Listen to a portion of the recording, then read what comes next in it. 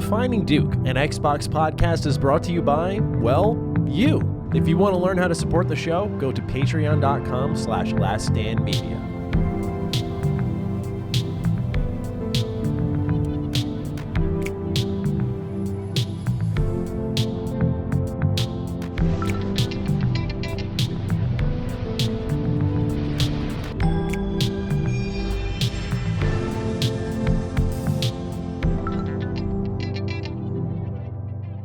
Salutations, everybody. It is Maddie here today, and welcome to episode 88 of Defining Duke, an Xbox podcast. Today, I'm joined by the master of fantasy football. It's about that time of the year, Lord Cognito, and he's got quite the shirt on today. I don't think Jim Ryan would like that. I hope it's adequate. I just hope it's adequate.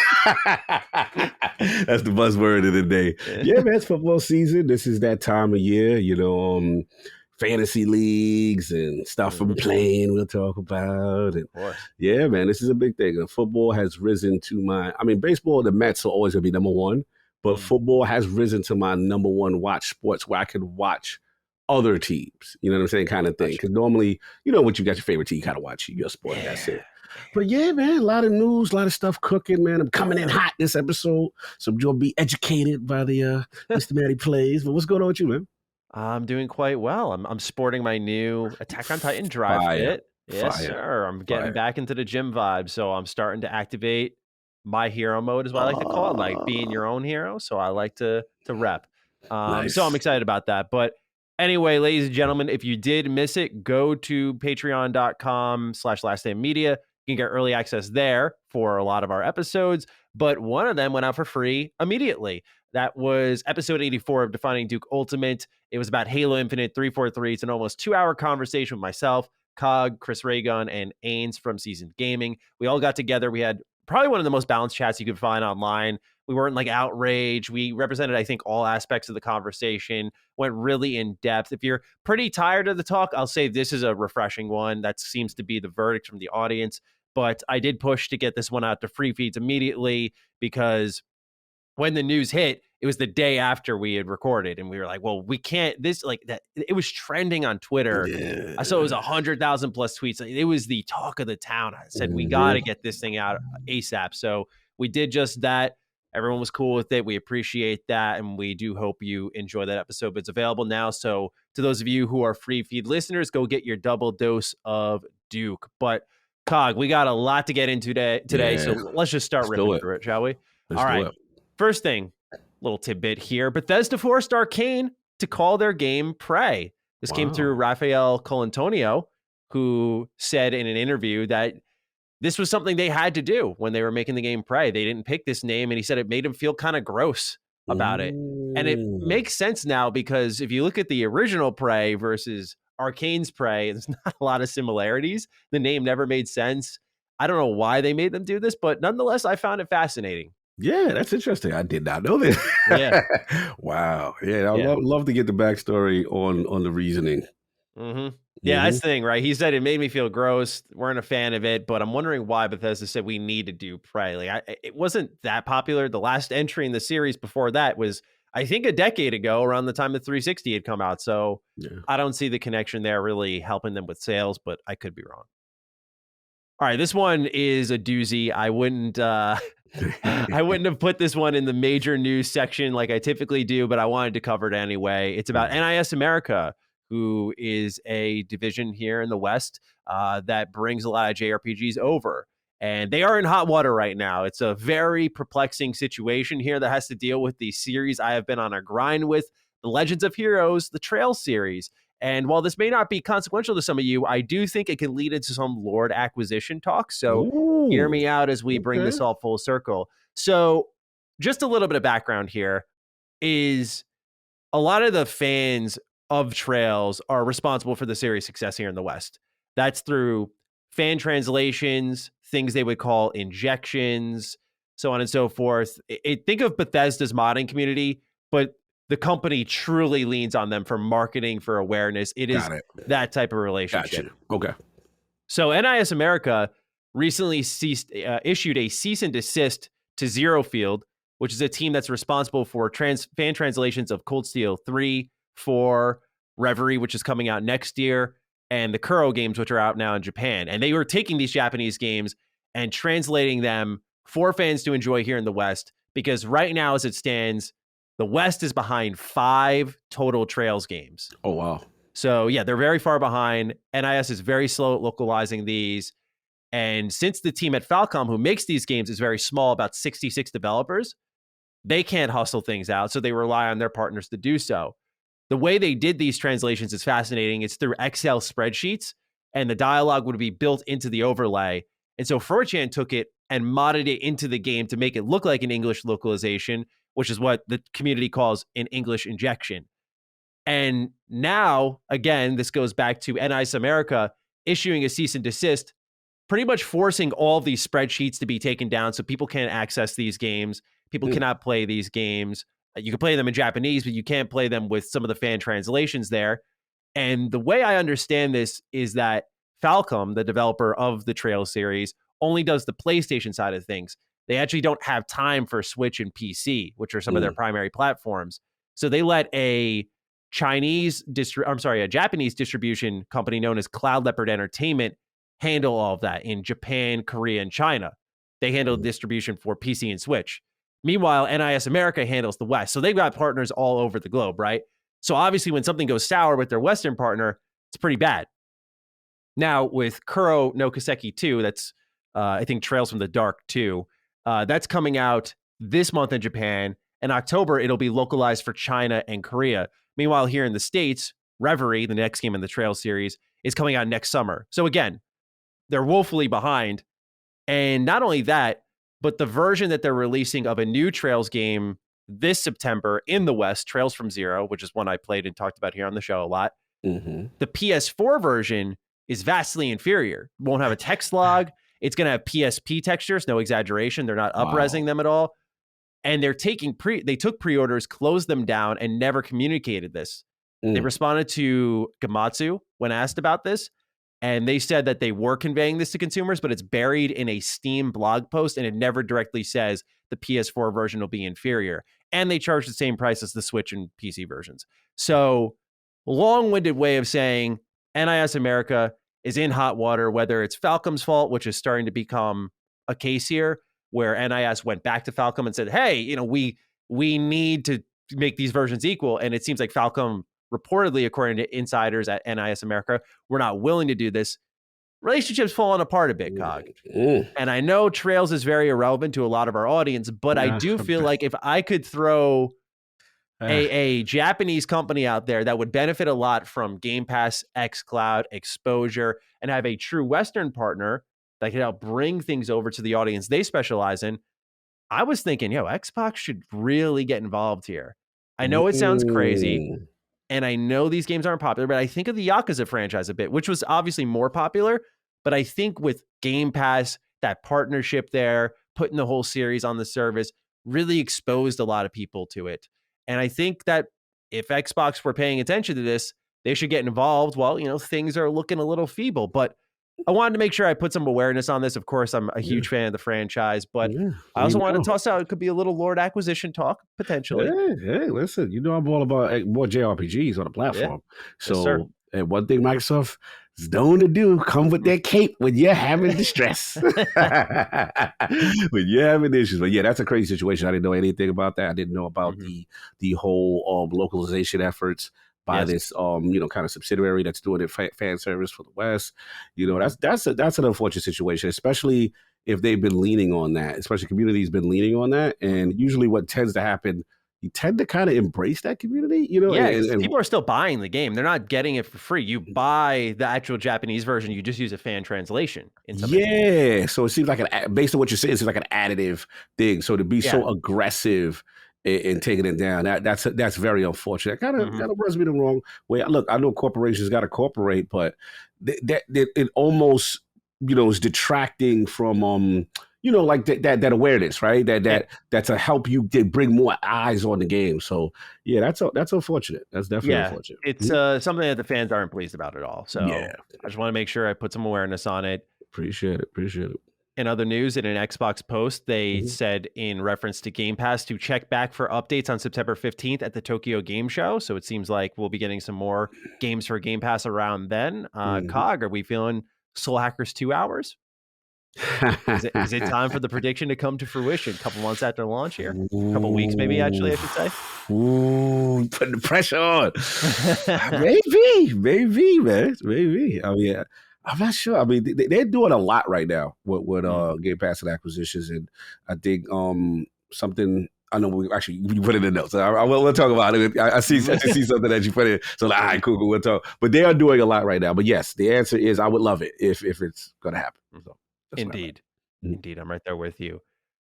This one isn't much of a surprise given how late in the game we are, but Atomic Heart has been delayed into early 2023. They said it's expected to come out between January and March. The bigger surprise, however, is now Focus Home Interactive has stepped in as the publisher of this game. Reminder, this is a day one Game Pass game. It looks absolutely excellent. But it seems like they needed a little bit more funds to cross the finish line. And of course, time. For those who don't remember, this game originally just had the BER 2022 release, and they were holding on to that through Gamescom, which just a couple of weeks ago. So, Cog, what are your thoughts on a delay for Atomic Heart here? Par for the course, sadly, you know what it is in 2022, man. But I'm actually coming around on ever since we did that DDU about what we're actually excited about. I got me a nice little list from that list that we did. Go check out that DDU, y'all. It was really good about what's left for this year in Xbox and Game Pass, stuff like that. So look, another one down, but we still got stuff to play as far as I'm concerned that I'm interested in now. Indeed. Next up on the list here, and then we'll get into a couple of submissions from the audience. Gungrave G.O.R.E. coming day one to Game Pass on November 22nd. This game actually looks pretty cool. There's it's very gory type of shooter, third person, very anime almost in its character design. So I was pleased by this one. It looks pretty good. Yeah, man, I got a chance to cover it at PAX West when I just came back. Yes, got an interview with the devs. It's up on the channel. Shameless plug. You know what I'm saying? For I Love Podcast channel. I got it. It was fantastic. It actually is based on an anime. And which I was unaware of. And yeah, they educated me. Apparently it's a Korean developer. They've had I guess, think of it like they must have had older Gungrave games back in the day. Gotcha. And this is a new, and this thing has a following. Yeah, it has a huge following. It's stylish, it's gory, it's Devil May Cry. It's a looker. And when I saw it, I was like, man, that looks cool. And it's so funny. I had it on my list to go check it out. Xbox clearly had it on their list too, because they whoever shout out again, they're doing a fantastic job. I don't know if it's ID at Xbox, I don't know if it's marketing Game Pass. Whoever is on the Game Pass and indie teams, they're really doing a good job of really finding out what's the gems, and that's what they didn't do in the Xbox One generation. So yeah, salute to them for getting Gungrave. Looks really good. Absolutely, and great insight there. Of course, we're going to go more into your PAX West adventures shortly. But that certainly helps round things out and why people should be excited. All right, a couple submissions from the audience, and then we'll talk about what games we're playing. First comes from Not Your Real Dad. Good day, Slim Dukes. A minor non-video game correction. Marine biologists classify sea sponges as animals. Rest in peace, Steven Hillenberg, indeed. And yeah, so this is something that when I was called a furry or whatever it was, I said, well, sponges aren't animals. And there's a decent amount of corrections coming in saying... There was pushback? Yeah, there was pushback because I like SpongeBob that may add to the argument. I was like, I don't get that. He's a sponge, but this is true. I did cross-reference this information. It is true. But what's not true is me having an attraction to animals. No doubt. All right. I have to answer a heated question here. I have a lot of negative energy coming my way from the audience from all angles. This one has nothing to do with what y'all are thinking about. Andrew Norris writes in, greetings, Dukes. In recent Defining Duke episodes and Mr. Matty Plays videos, Matty has stated how excited he is to get the Platinum Trophy on PS5, that it impacts his purchasing decision on a multi-platform game. For example, buying Ninja Turtles Cowabunga Collection on PlayStation instead of Xbox. As an Xbox-focused podcaster and YouTuber, this confuses me. I would think Matty would want to have these experiences on his gaming platform of choice. As I have never been a PlayStation owner, can you please explain how getting a Platinum Trophy differs from getting 1,000 gamer score on a game, so much that it would influence your purchasing decision. What could Xbox do to improve their achievement system to have you not care which platform you complete a game on? Thanks, and have my X screen for Series S doesn't arrive in time before the big trip kind of day. I feel you, bro. I feel you. Let Andrew, me give you one. I'll give you one better real quick, Andrew. Have a Series S and the plug on the plane doesn't have enough power to supply it for your 6-hour flight kind of day. I had that on a comeback. I was tight. Oh, no. Yeah, continue. My friend, just on a side note, he was telling me that I told him to bring his Switch. He was going to Edinburgh for a work trip. And I said, well, bring your Switch with you. And he's at a new job. He's like, no, bro, I can't be playing Dragon Quest in front of my new colleagues. I'm like, who cares? Come on now. I'm like, what are you going to do? He's like, I'll just look around the plane. I'm like, you don't think that's less weird? Just sitting there, like, there's like this episode, I think, of Friends, where this man's just kind of looking around the plane. He's like, do you want a book or something? He's like, no, fine. I'm like, is that going to be you? Is that going to be you? And he said, yeah. So, was that you when your X screen didn't work? Tight, man. Yeah, the supply where I was sitting did not have enough power. I rarely see that. Normally, I'm good. Yeah. I was looking at my Steam Deck begrudgingly. I was like, I guess I got to use you. After all that wait, now you're looking at it begrudgingly. Because there were things that we get to what I've been playing that I really wanted to knock out on the flight. As opposed to I know something makes a little more sense than I saw.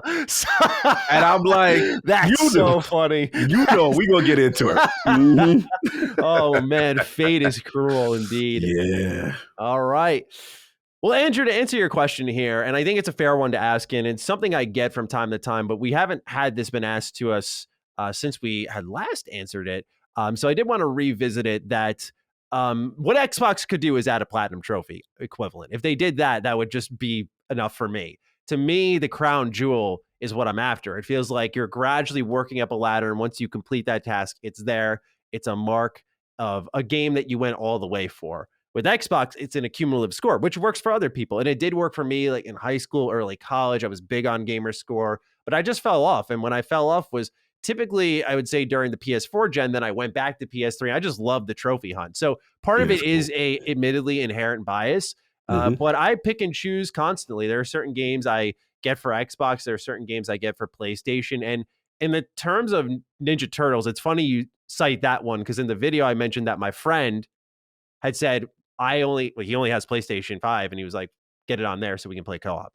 So that was why I chose it there. But then he ended up working me over and not buying the game at all. So I was like, all right, I guess I'm going to go get the platinum by myself. So I'm still working on that one. But overall, I think the main improvement Xbox could do is emphasizing the Microsoft Rewards metagame. And I think on top of that, adding their own platinum, and they'll be golden. No doubt. But also, Andrew, just a last point, and Cog, I'm sure you'll agree. What's up? Is I don't have this brand loyalty. I don't. Like, I don't feel I owe Xbox anything because I run an Xbox show. I do make sure to do a lot of my coverage. Like, you'll notice in my reviews, I'm always playing on Xbox because I know that's where my audience primarily plays. I want to make sure I'm reviewing the most likely experience, but I'm not going to pretend PlayStation, Switch don't exist. It just, to me, walls off great experiences and of course, places I can play things. Yeah, we talked about that. Look, we all got preferences, but at the same time, it's where you want to do it, right? It's where you got the right to continue or play wherever you want to play it at and where you're comfortable at. And I have certain things like that. There's certain things I'm like, yo, I'm doing that on Switch. Yo, for sure. I'm definitely doing that on Xbox, no doubt. And sometimes with my fighting games, like, yo, I go front. Like, Tekken is the only game I kind of played on all platforms, but there was a period I was like, I can't do Tekken on Xbox. I'll keep it a buck because it was during their directional pad weirdness of the 360. It was just it just didn't have that precise feel that I like. And then on the opposite side, I'm gonna keep it real. PlayStation, like, I don't like doing first person with I can't do it, bro. Like, I'm sorry. I'm like that parallel shooters. Even DualSense, I can't, man. It just doesn't. I can't. It gets in the way, and it's just like, nah, fam. The Xbox controller is the perfect controller to me to do FPS. So we have those distinctions, and I think it's all right to do how you want to do it. That's fine. I will give Nintendo this. I'll get thrown Nintendo bone real quick. Okay. They are the best at local co-op with the homies. Like, most of these consoles, to do local in the house is always a pain, or they don't have the feature set where I can use one controller or 4 controllers in front of one TV. Nintendo got that. I'm going for all that stuff is always, they always think of that. So you use the platform for whatever you want to use it for. Of course. All right, time to get into what we are playing. We both have mighty interesting lists this week. I would like you to go first because I think I can see how things played out, but I love for you to roll this out before I answer a certain question from Michael Smoley. Yeah. Look, so being that I'm a man of my word, and we're really starting being here. that I have a lot of integrity, because I like to follow through on things that I say. That's one thing about Cog, man. I really, it means a lot when, people challenge me and they say, Cog, you ain't gonna do, or I got you, bro. You know what I'm saying? So Cog, he said, you know what? Maddie challenged him. Maddie said, don't give up just yet. Or Danganronpa. Try that one more chapter. You know what I'm saying? I'm even really though I was gonna look like the villain in this story. This is gonna. When I saw what you're playing, I was like, "This is gonna end horribly for me." I'm gaslighting. So, I said, you know what?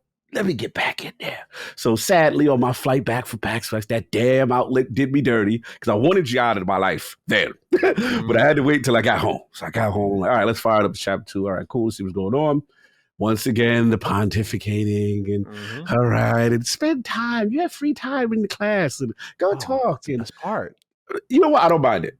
I'll be honest. I don't mind. I don't mind that. I'm joking. Okay. I like the free time music because it's very happy. It's upbeat. It's like, let's go free time. All right, cool. So I'm doing that. So they set you up. It's about to go down.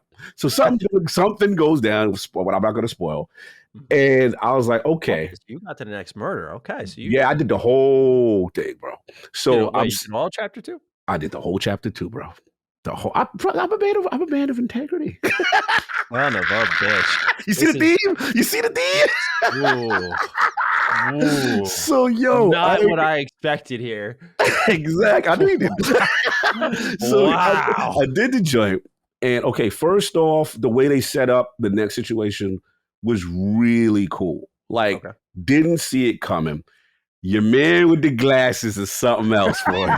Your man with the glasses, bro. He first, the arrogance, we get it. But anyway, you have to come and put this thing together. And I ain't gonna lie. This was difficult because there was so much to it. Like, there was so much to it.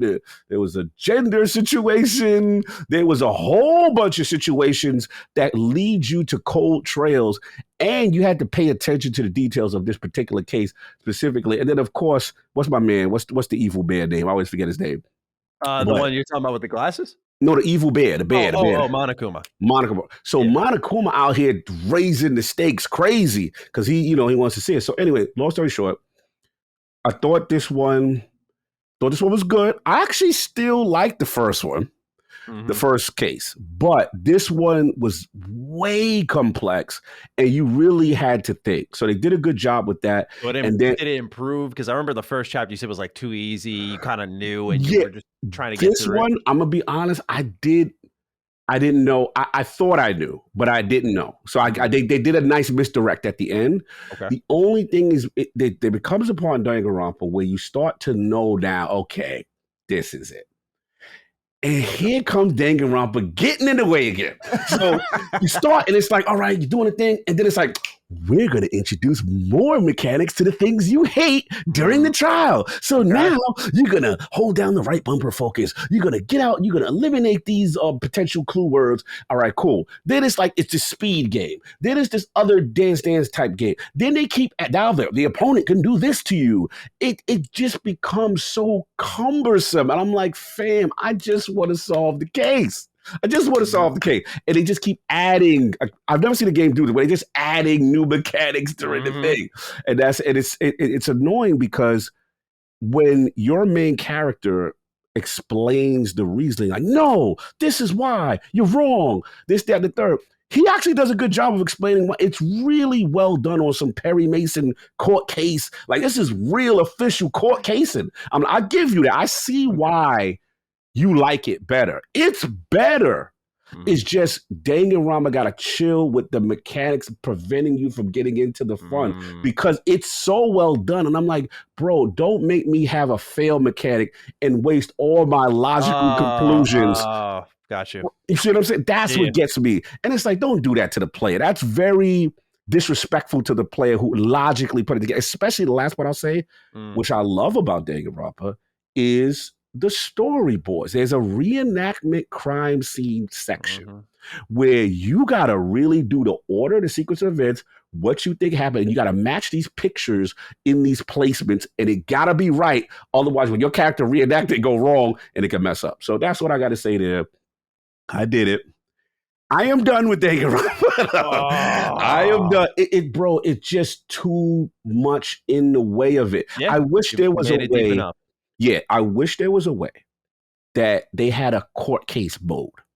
And it's visual novel almost, like no gameplay. Not that it's a tough one because you need the gameplay to build up, but it's just their pacing, bro. It's all it is. I just wish the pace was a little better because I know what they're trying to do, but sometimes I just feel like getting away of themselves, and then the corniness sometimes just yes. You know, it's just kind of degrades me. But I understand why you love it.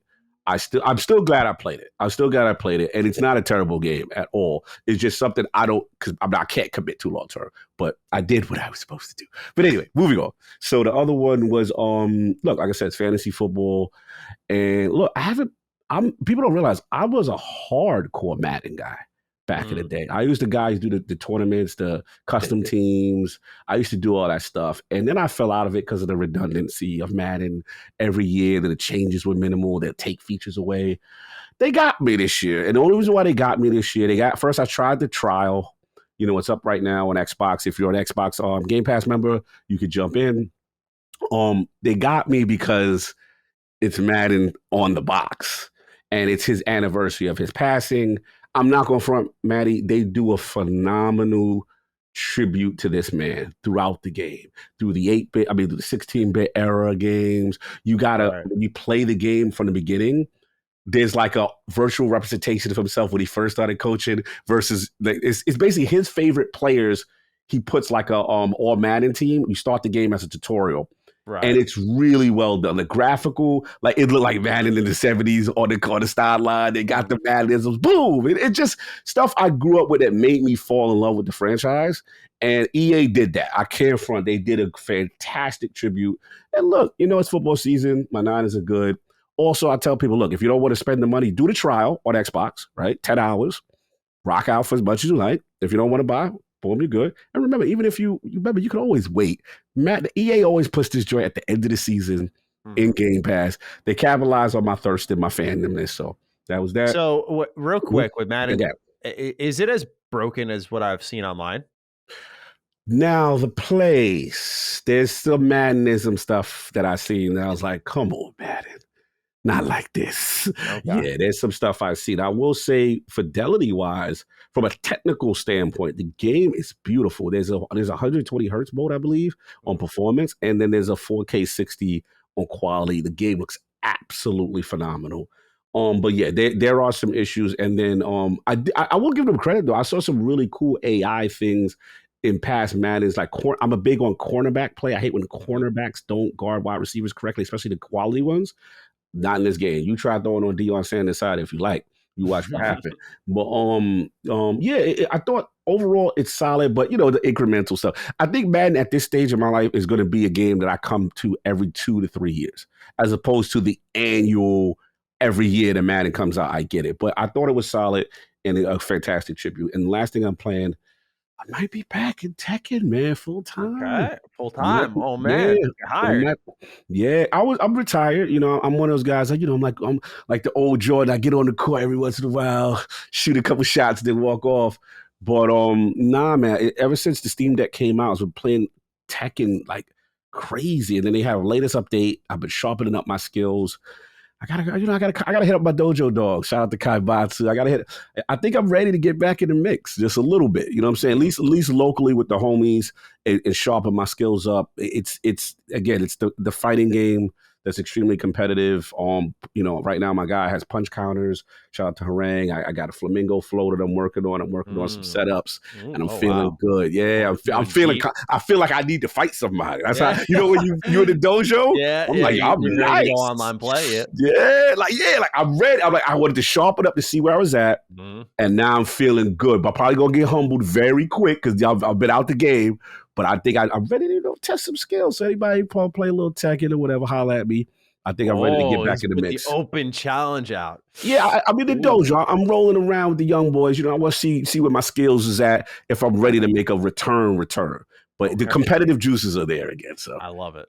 I love it. So what about you, man? What you going? That's not Yakuza Like a Jack. Let's go. Yeah. So Michael Smoley writes in, "Hey Dukies, I'm just writing in to say I've started Yakuza Like a Dragon to pick up the slack from a certain all business member of the show whom I won't shame here. And I gotta say, this is an absolute banger. Please, Maddie, admit your wrongdoing and jump on this game ASAP. Have a Cog was right all along kind of day." I'm going to call the audience out here for a moment. Y'all have shown your favoritism with a strong hand, mind you. Now, I thought we had a little thing going with Cog. It was funny here and there seeing it. Oh, Cog, they go to war for you, dude. That's why I put out my tweet. I was like, I'm getting spiteful now because I saw everyone betray me for the new guy. I was like, now my pride's on the line here. You want me to play Yakuza? I'm gonna egg you on for another week. Now, I will play this game. I do want to play this game, but here's what happened. We have another tale to the story. And according to the comments, I'm about to get my Hassan Karaman on here. So here we go. Let's go. Part of me as I stretch out the tale one more week. So here's what happened. Let's go. For the games I'm playing this week, Trails to Azure, the sequel to Trails from Zero. I don't really need to get into the game because at this point, this is technically the 5th game in the franchise. And your man's going hard. I'm going hard this year. And so I wrap it up. It's a fantastic finale. The game was overall, just general thoughts, pretty slow. They could have told this story better.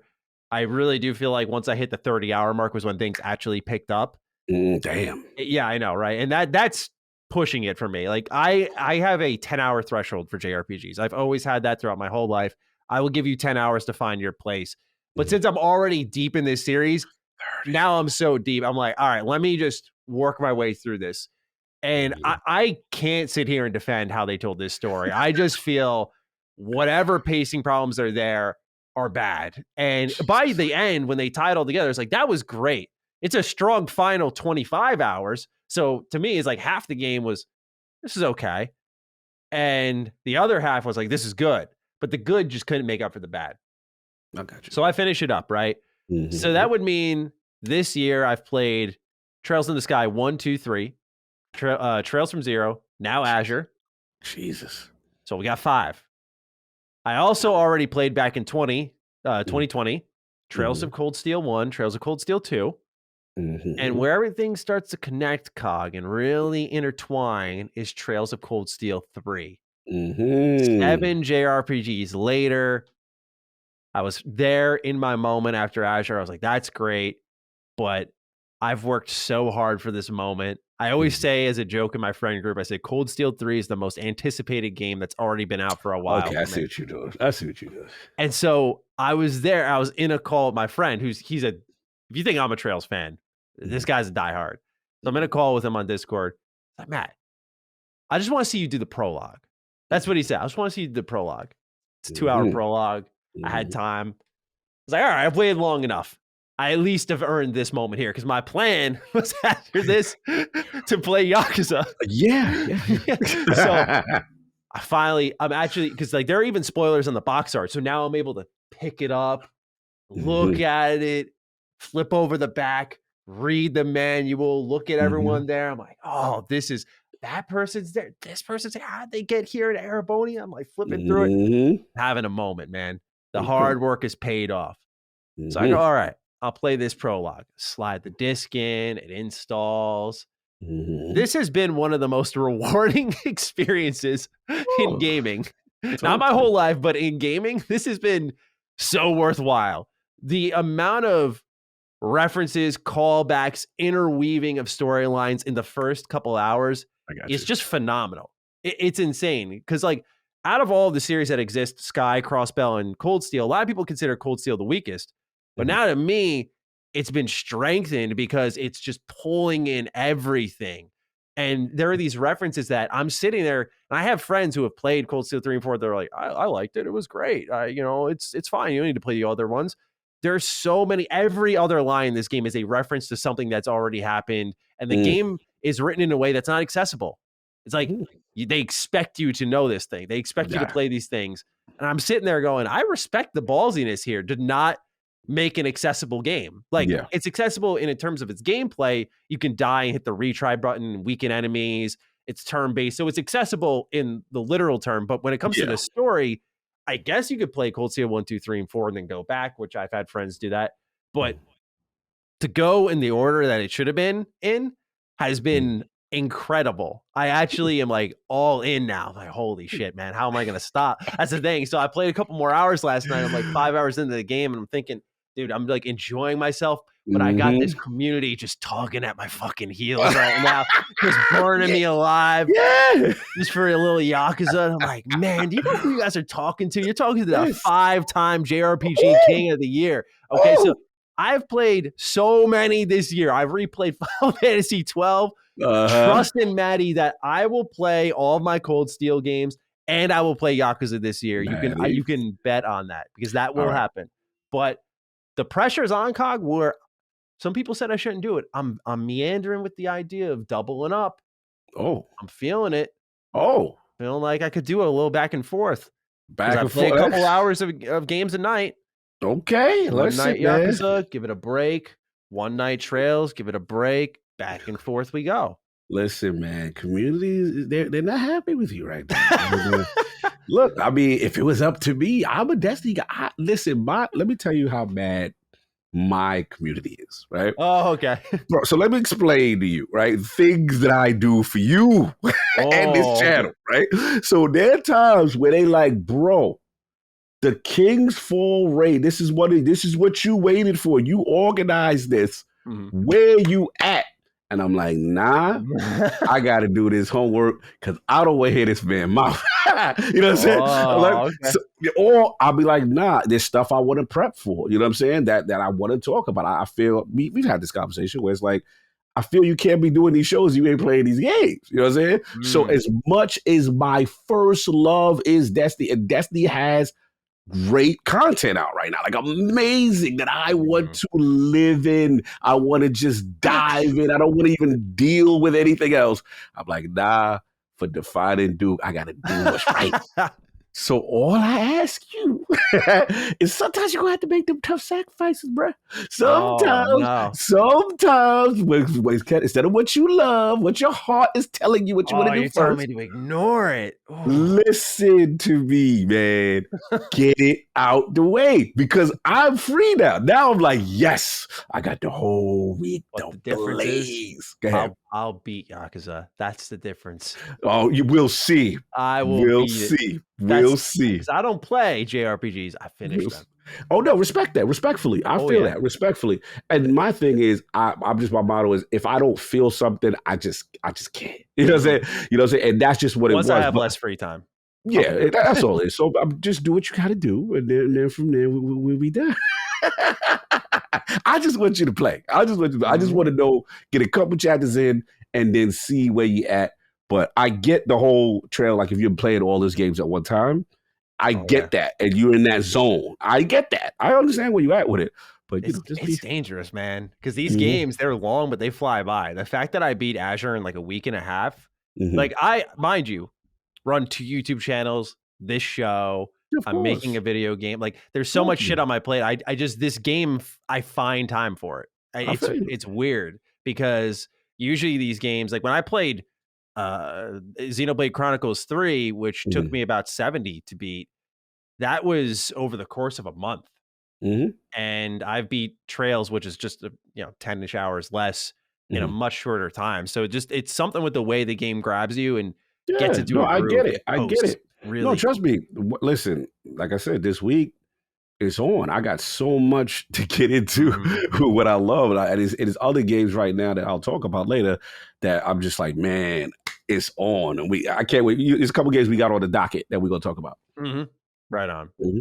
We'll see if I come out next week with a little surprise Mm-hmm. for everyone. I'll say after my tweet, when I saw the what we're playing section, I was like, oh no. That is not. Did your heart sink? It was definitely I am gonna look like such a piece of shit. That was the goal. That's why I sacrificed. I was like, I want to make him feel bad. I want the guilt trip of all guilt trips. I want the community to come to. Oh, they were on you. They ain't like your tweet. They ain't like your tweet. They was like, Cog, did you see what he doing? Yeah, there were snitches. It was unbelievable. That's what I say. I was like, we found the favorite here. We found the favorite, and that's hey. I love Cog too. There's a reason why I gave him the tap on the shoulder, right? Bring it in, bro. I get it. Bring it in. It's all love. It's all love. And listen, and they love you too because they gave I didn't me. Take it personally. They gave me hell with Danganronpa, bro. They was on me. It was not this bad. Not to this level. Not to this level. Yeah.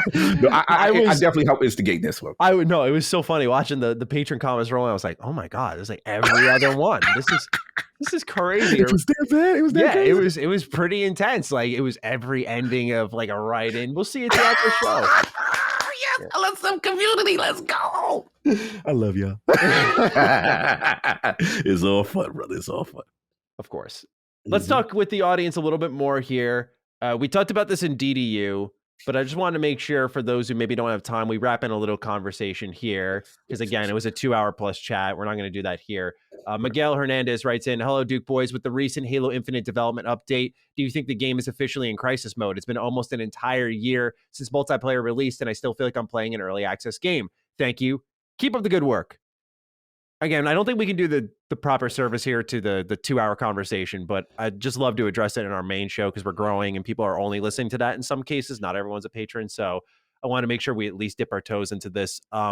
This is something that I was definitely displeased about and called it an embarrassment on my personal YouTube channel because when I was taking a good hard look at it, I looked at PlayStation with God of War. I looked at Nintendo with their various very lucrative IP, Zelda, Mario, and they've all had their mistakes. You think of maybe God of War Ascension and its multiplayer, if you will. You think of Mario 3D All-Stars and how the port could have been more.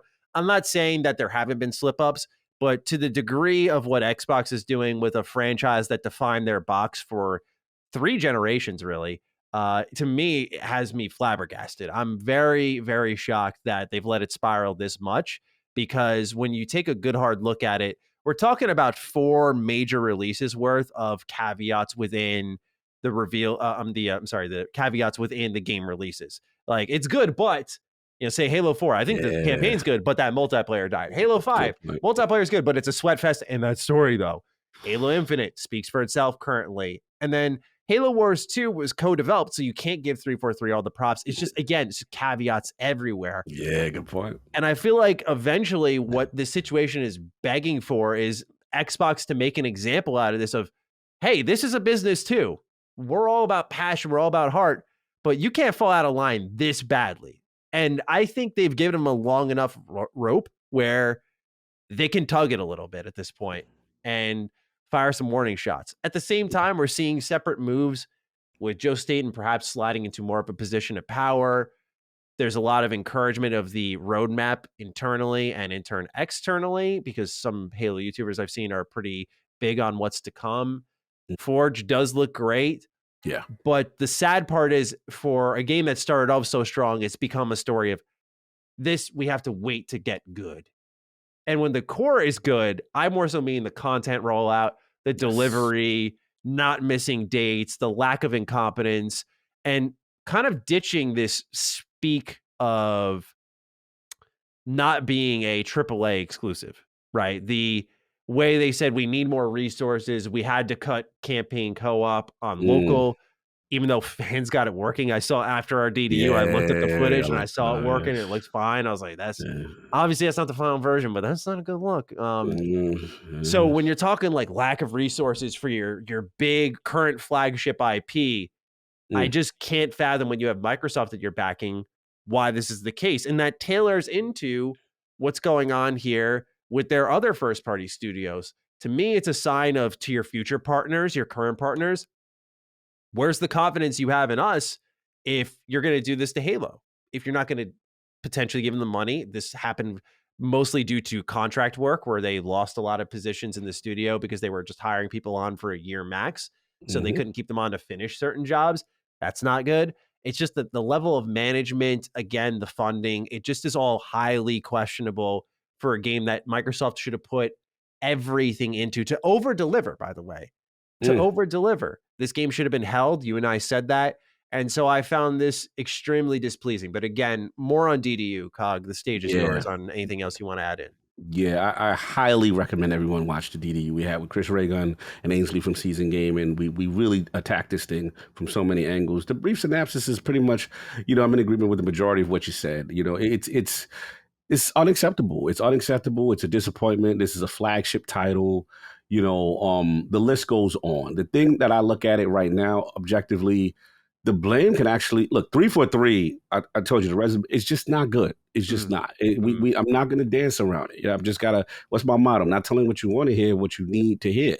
I want this game to be better, and right now I have to look at it objectively. If you look at their body of work, like you said, there's always a caveat. There's always something else. So, what we've learned is the king was back from a core gameplay standpoint and a solid campaign, but then we realized the emperor had no clothes when it came to content, and that's the example I'm running with. And that's what I'm running with. Like, they just, for a live service model to be in this way, it's just it's unacceptable. So yeah, it's just one of those situations where I think we got to just put blame across. I think right now I'm looking at blame across the board. I mean, 343 is definitely majorly responsible, and I don't want to not put their feet to the fire, but I just think it's a situation that Microsoft is also to blame for some of this as well, because this is their flagship IP. This game was on the back of the box. This game was tied to the launch of a console. This game, like you said so eloquently, is so synonymous with the success of the brand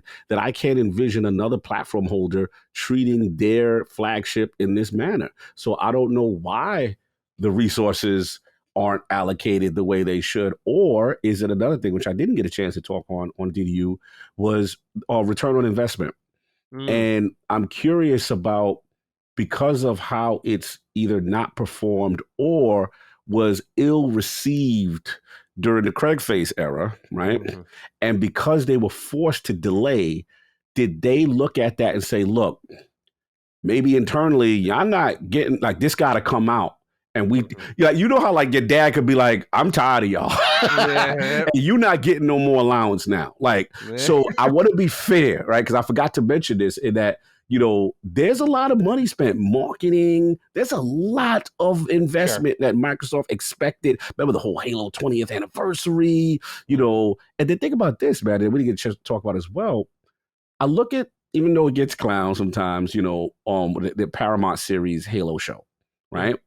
There's so many missed opportunities for integration into Halo Infinite. Think about it. Like even the show. Yeah, you're right. Yeah, and here's the thing. As much as I didn't like the show from a hardcore, whatever, there was moments where I'm like, okay, it's getting there, but there was moments I was like, this ain't for me.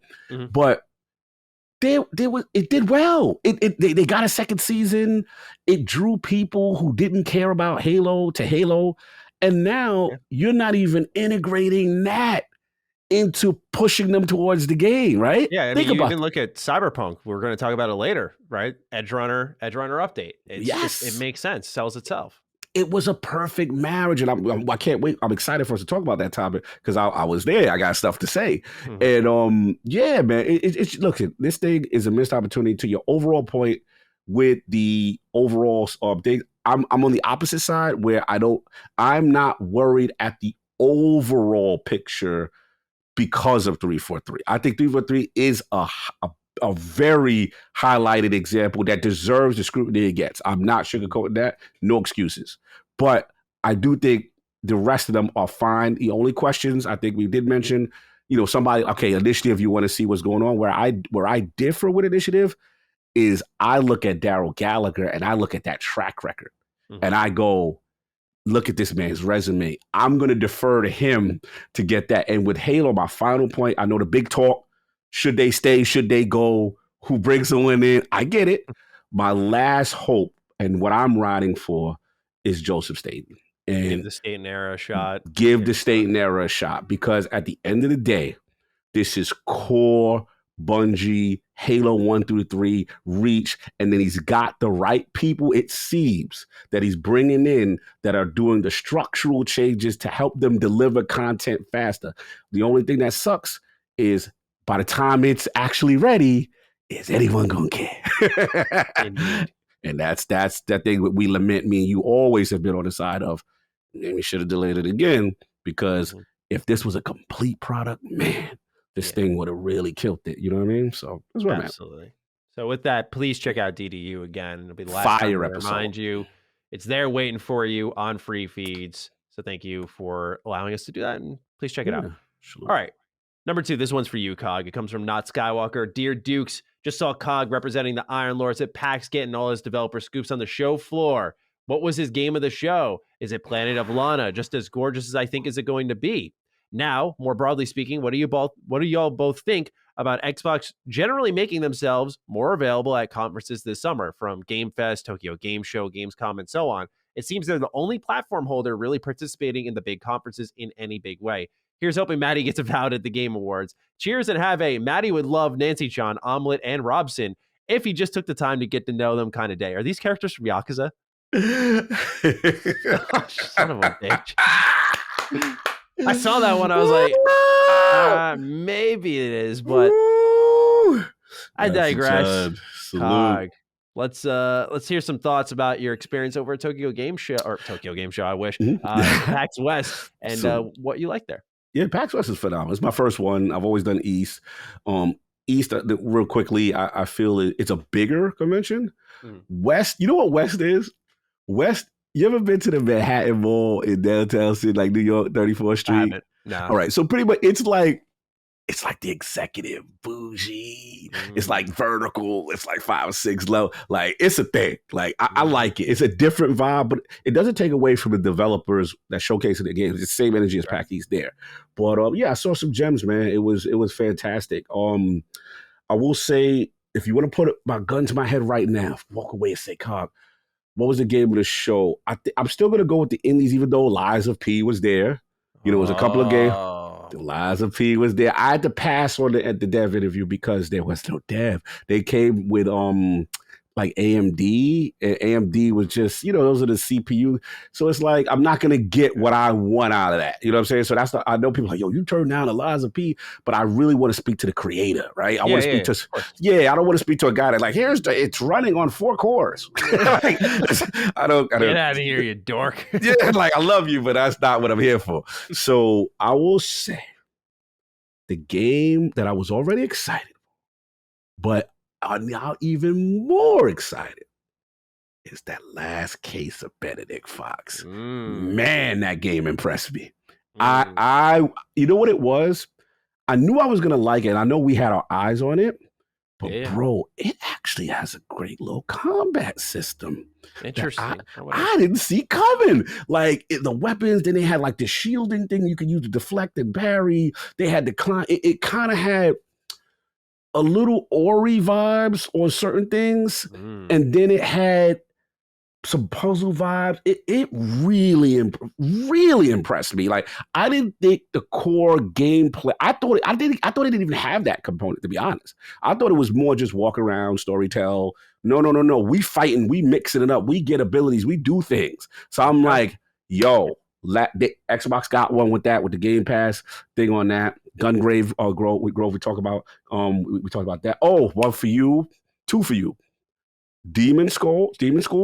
Yeah, you told me about that on TV. Should be giving me Tensei vibes, Persona vibes, turn-based, JRPG classic.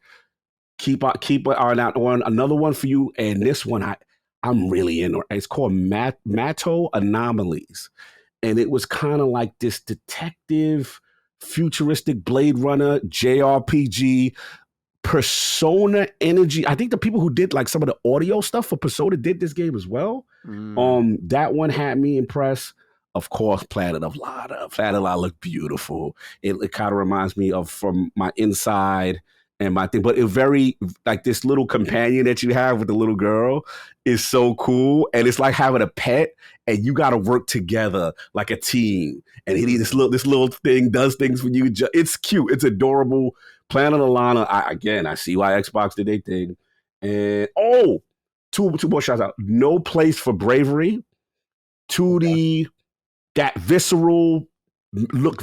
Oh man, that game is gonna do well. Small team, great backdrops, and the last one. Oh, I got one for you. Another one for Maddie. You know, like normally I don't do the silly, the corky all the time. There's a game right now. It's called My Friendly Neighborhood, and you are like basically like a utility man, and they telling you to go back inside this office where the puppets done took over, and the puppets got. It's like Jim Henson, Ernie, and them went wild, and they sending you down inside this thing, and these puppets are crazy, bro. Like it's hilarious. Like you could tell it's made it with so much like love. It just.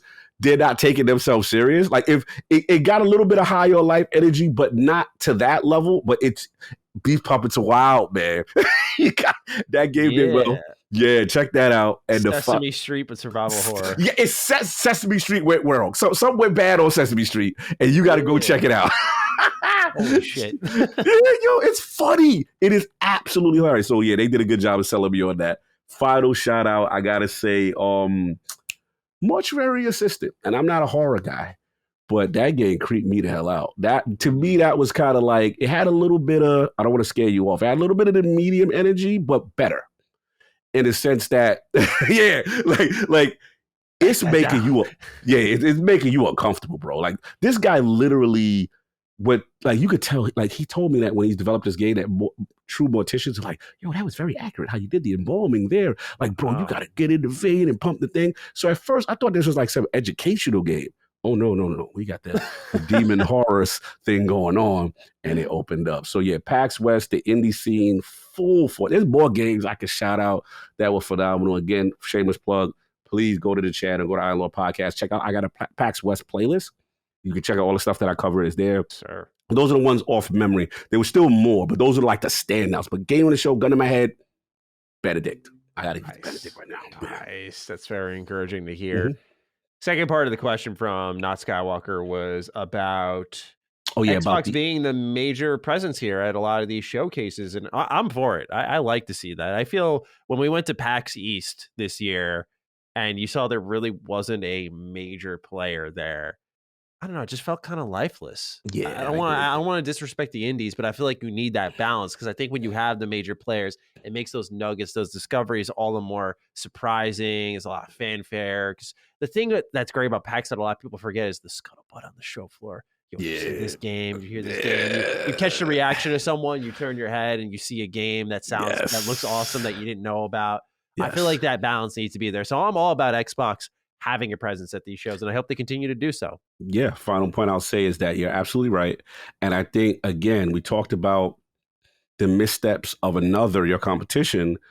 And in terms of this generation, this is another thing Xbox is doing well. They're at the shows. They're there. They're visible. Got to give a shout out to Nintendo. It felt good to see Nintendo. Splatoon 3, bro. Like, yo, they were going crazy. When I got coverage of that. I was lucky to get coverage of that. I'm surprised they were there, too, just because they usually come to East. Bro, it felt good to see Nintendo there. It felt good to see Xbox there. Matt Booty and them talking with those guys and everything. Yeah. You were making the Microsoft tour, by the way. Making my moves. I'm making my moves. You know what I'm saying? Microsoft tour. I made the joke about you being in Seattle, but then I see you with Rubenstein. I see you with Larry Herb. I'm like, okay. Listen, man, we gotta make things happen for the Dukes too. So you know what I'm saying? I'm just like, yo, I'm very keen on letting people know, like, yo, I also am on another Xbox centric platform as well. You know what I'm saying? So like, check this out, kind of thing. So yeah, that they are definitely aware of the Dukes, and more things are cooking. So I'm moving and shaking. I'm sending emails here from home. Shout out to the team over there. But yeah, they show love. Awesome. Love to hear that. All right, let's dive right into the news, Cog. We have so many. We're gonna leap right in. Let's start off with number one. With the deal winding down between Xbox and Activision, it appears that Microsoft is doing all they can to firm up this acquisition.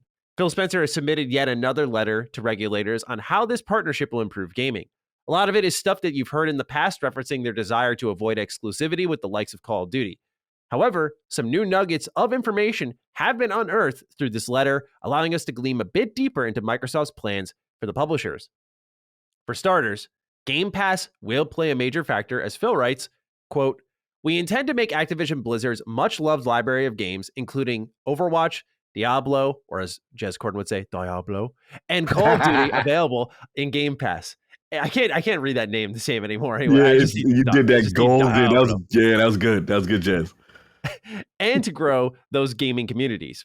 By delivering even more value to players, we hope to continue growing Game Pass, extending its appeal to mobile phones and any connected device, end quote.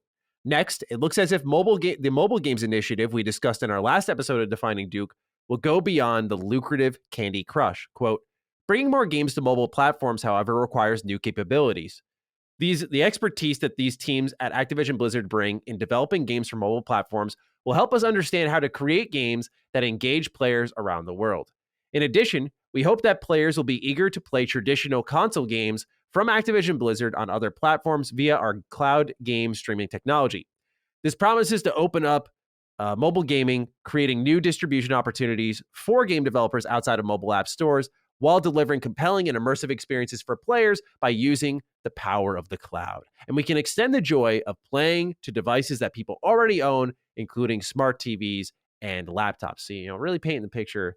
This is attainable. You have these things, right? Mm-hmm.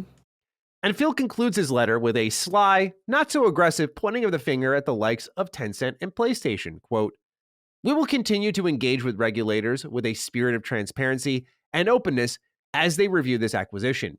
We respect and welcome the hard questions that are being asked.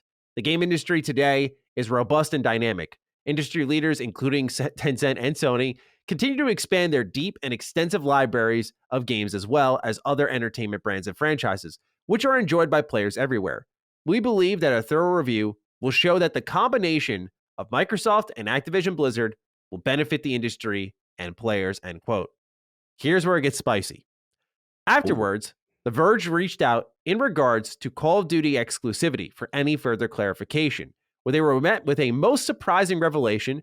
As Phil Spencer has said, they're going further than usual for Sony when it comes to Call of Duty. Quote, "In January, we provided a signed agreement to Sony to guarantee Call of Duty on PlayStation with feature and content parity for at least several more years beyond the current Sony contract, an offer that goes well beyond typical gaming industry agreements," end quote. And now, PlayStation has submitted their response to Microsoft's claims about going beyond the typical gaming industry agreements. Here is Jim Ryan in a statement submitted to gamesindustry.biz. Quote, "I hadn't intended to comment on what I understood to be a private business discussion, but I feel the need to set the record straight because Phil Spencer brought this into the public forum. Microsoft has only offered for Call of Duty to remain on PlayStation for 3 years after the current agreement between Activision and Sony ends. After almost 20 years of Call of Duty on PlayStation, their proposal was inadequate on many levels and failed to take account of the impact on our gamers. We want to guarantee PlayStation gamers continue to have the highest quality of Call of Duty experience, and Microsoft's proposal undermines this principle," end quote. Wow. All right. So, to my surprise, no write-ins about any of this. Cog, from top to bottom, we have a lot to go over with Xbox's promise of bringing major franchises to Game Pass as expected, but also the revelation of a dive into mobile games initiative beyond Candy Crush. And of course, the spice between Xbox and PlayStation. Take off wherever you please. Look, man, you can't escape this game. We can't escape it, man. We can't escape it. This is a spicy one. There's a lot to unpack. Let's start with, like you said, let's do it chronologically.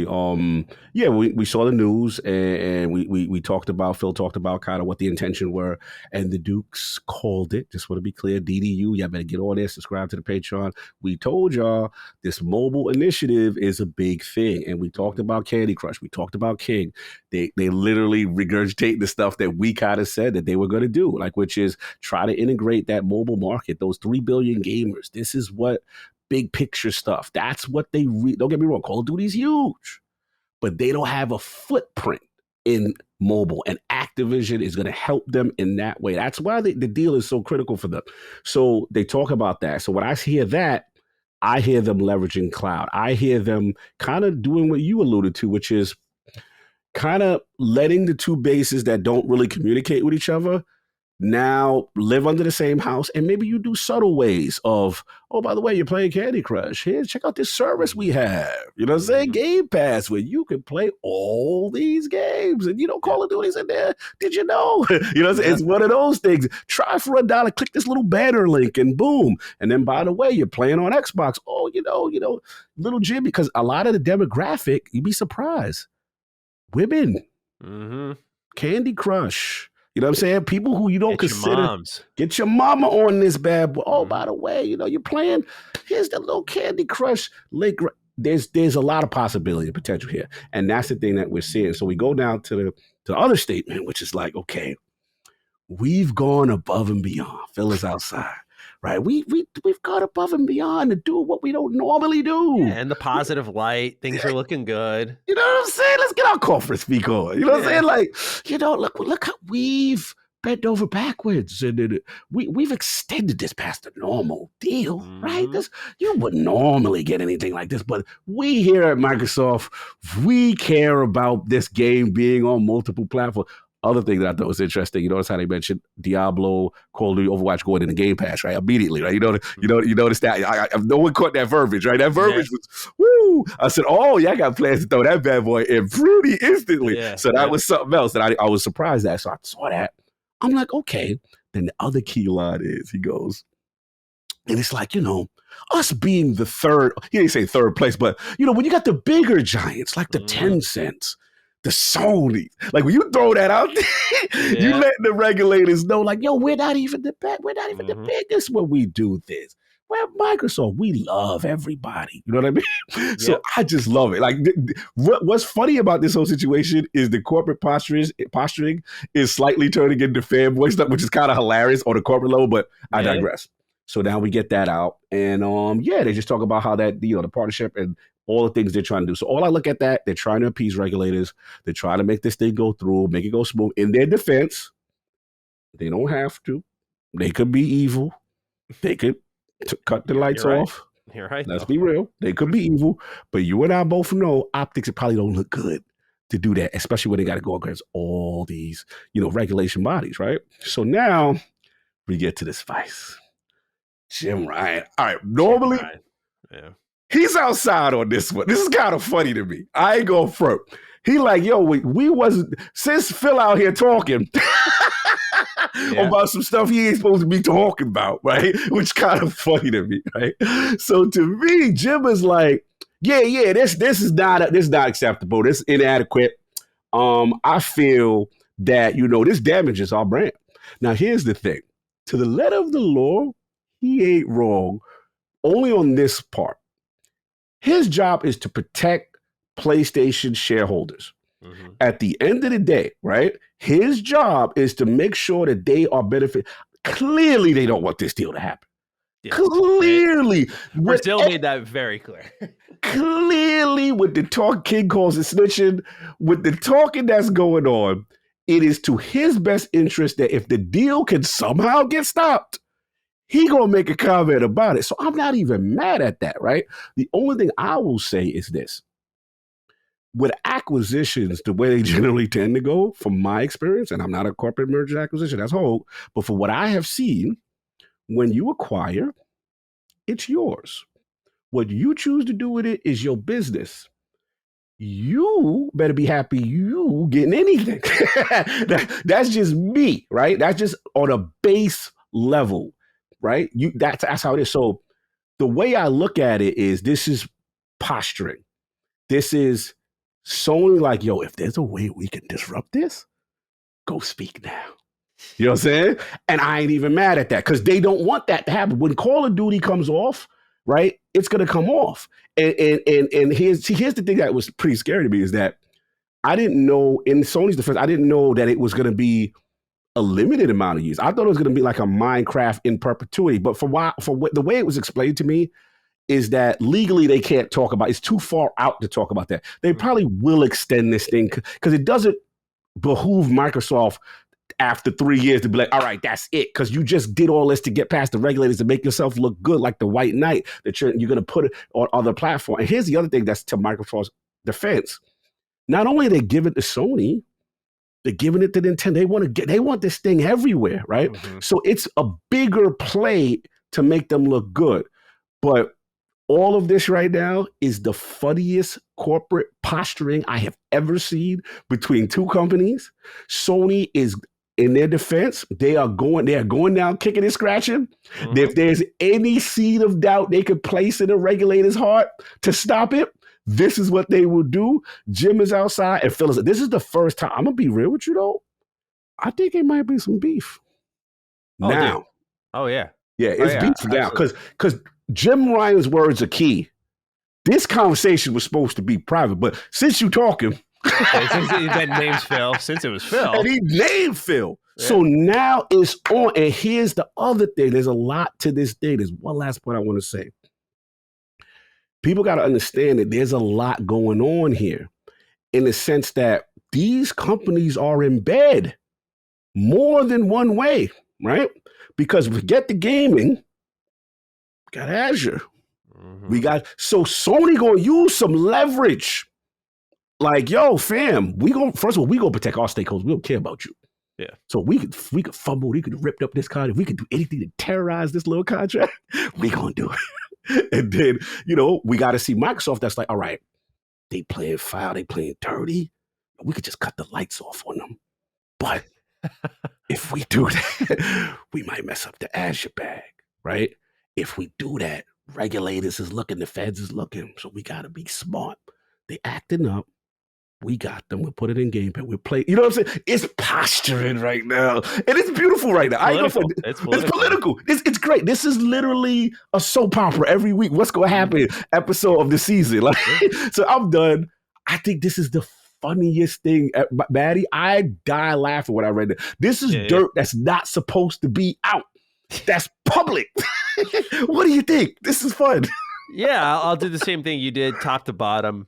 Game Pass, I think we both have less to say on because this was to be expected, right? That they would go in and have this as a part of the service with every single IP that they own being thrown in there as soon as humanly possible. It was the case with Bethesda. They did it in phases. I think they're going to do the same thing here with Activision Blizzard, and that's going to bolster the service a lot. The reason why it's key in this conversation is because I think that's why Microsoft will want to bend over backwards for Sony in this case. We'll talk about that in a moment. Mobile games. It was kind of cool to be right about this between you and I, because for this one, we had, originally I was in the team. They're not going to do anything. They're just going to do Candy Crush, take that money, or it might have been the opposite. I think I was team make games on mobile. Then we talked about it in the DDU. And I think I had shifted to a more hands-off approach. And it seems like the initial conversation we had was the more accurate one alongside DDU. It's really interesting to see Microsoft wanting to explore this space. Obviously, we knew they had a vested interest in it with their attempts in the past with things like Gears Pop. Didn't really work out. So you buy the most successful mobile game on the market. You get Candy Crush. You learn from that. You learn from the mobile developers. I hate to say it, but like even Diablo Immortal. Because right now they're looking at the money that it's making. That game reviewed like crap. It's not a good game, in my opinion. Just go play Diablo 3. That's not just me brushing it off. It literally reuses dozens and dozens and dozens of assets from Diablo 3. It is not worth your time. But made a shit ton of money. And that's what Microsoft sees, right? They're looking for the recurrent revenue. How can we cash in on our properties? And so, they got to tap into Activision Blizzard. So this is something that in the coming years, once this deal is done, prepare yourselves. Because I feel like right now, Xbox had to go in the reverse course that PlayStation is going in. PlayStation laid out all their exclusives, right? They've created an image for themselves. And as game development became more expensive, they've needed to find ways to make sure that they have revenue coming in to afford to continue to make these types of experiences. Microsoft is coming in and they've been a few steps behind. So now they're just starting to lay down the exclusives. And once that's coming in, we're enjoying the PS4 version, perhaps, of the Xbox era, where it's like, oh, just another banger exclusive, another banger exclusive. Let's go, let's go. Soon, we will start to see the mobile games roll out. And I don't think all of them will be all that great for us, all that great for the consumer, because I haven't seen really one out there that has felt, oh, this is fair. This is really fair. I love this belongs on mobile. This is a better game because it's on mobile. It just said no one ever. So I'm preparing people because we already see the push in the co-op live service direction in some instances in Game Pass. And I think in a best case scenario, we sort of have this giant money hat that allows all these developers respectively to do what they want to do. And that we continue to get Benedict Fox as well as Starfield, as well as your live service games, and just everyone eats good and you just have something for everyone. So that was very interesting to see the mobile initiative. But of course, the hot topic here is the spice at the end, the drama at the end between Phil and Jim. I gotta say, man, this one caught me off guard. We tracked the Brazil back and forth closely. It was all of us joking and saying, oh, real life console war, real life console war. But the difference there is it was spokespeople for the companies. They were representatives of the companies. You didn't have the big executives that we are all familiar with exchanging blows through press outlets. Mm-hmm. And of course, we see PlayStation in a very desperate position, not only because financially it benefits them to have Call of Duty, but Microsoft's going to be taking a sizable chunk out of every copy sold on PlayStation. Oh, yeah. What we're seeing here is a bit of kicking and scratching to extend the deal further, to have Call of Duty guaranteed on the platform further. Now, what's funny is with all this clawing and scratching, what I don't think PlayStation realizes will effectively happen is I do believe they're going to lose out either way, whether Microsoft says, off the platform you go. This is exclusive to us, which I don't think will happen. Or, okay, you want it? Here you go. You got it every year forever, whatever they want to do. And people just got to take a look and go, okay, $70 over on PlayStation. It's a conversation topic as old as when this news broke. $70 on PlayStation. Game Pass. Mm-hmm. Hey, what's this? Shuffle on over. Look at this Call of Duty. Oh, Overwatch. Oh, Diablo. Oh, Starfield. Hellblade 2. Avowed. You're like, holy shit. For $15 a month? Okay. Oh, and my sports games, et cetera, et cetera. And I just feel that value will speak to people so much more month over month. Just being able to access this seemingly limitless library with things you want every year guaranteed. Like every year you can guarantee Call of Duty will be there day one and Game Pass once the deal is done. That is huge for Microsoft. So yeah, go ahead. Go give them Call of Duty on PlayStation, on Switch. Go ahead. Make it available everywhere because the business, the value proposition, is so attractive for Microsoft. It makes them look great. They look like such a benevolent force in the industry by saying, we got the IP, extended PlayStation's deal beyond what they wanted, even further after they complained. We brought it to Switch. Maybe they bring it back to Steam finally. And they go, we also have it on Game Pass. They just look so good in this. Mm-hmm. And I'm not trying to fanboy, but I can't emphasize how good of a position they're going to be in when they get their hands on this IP.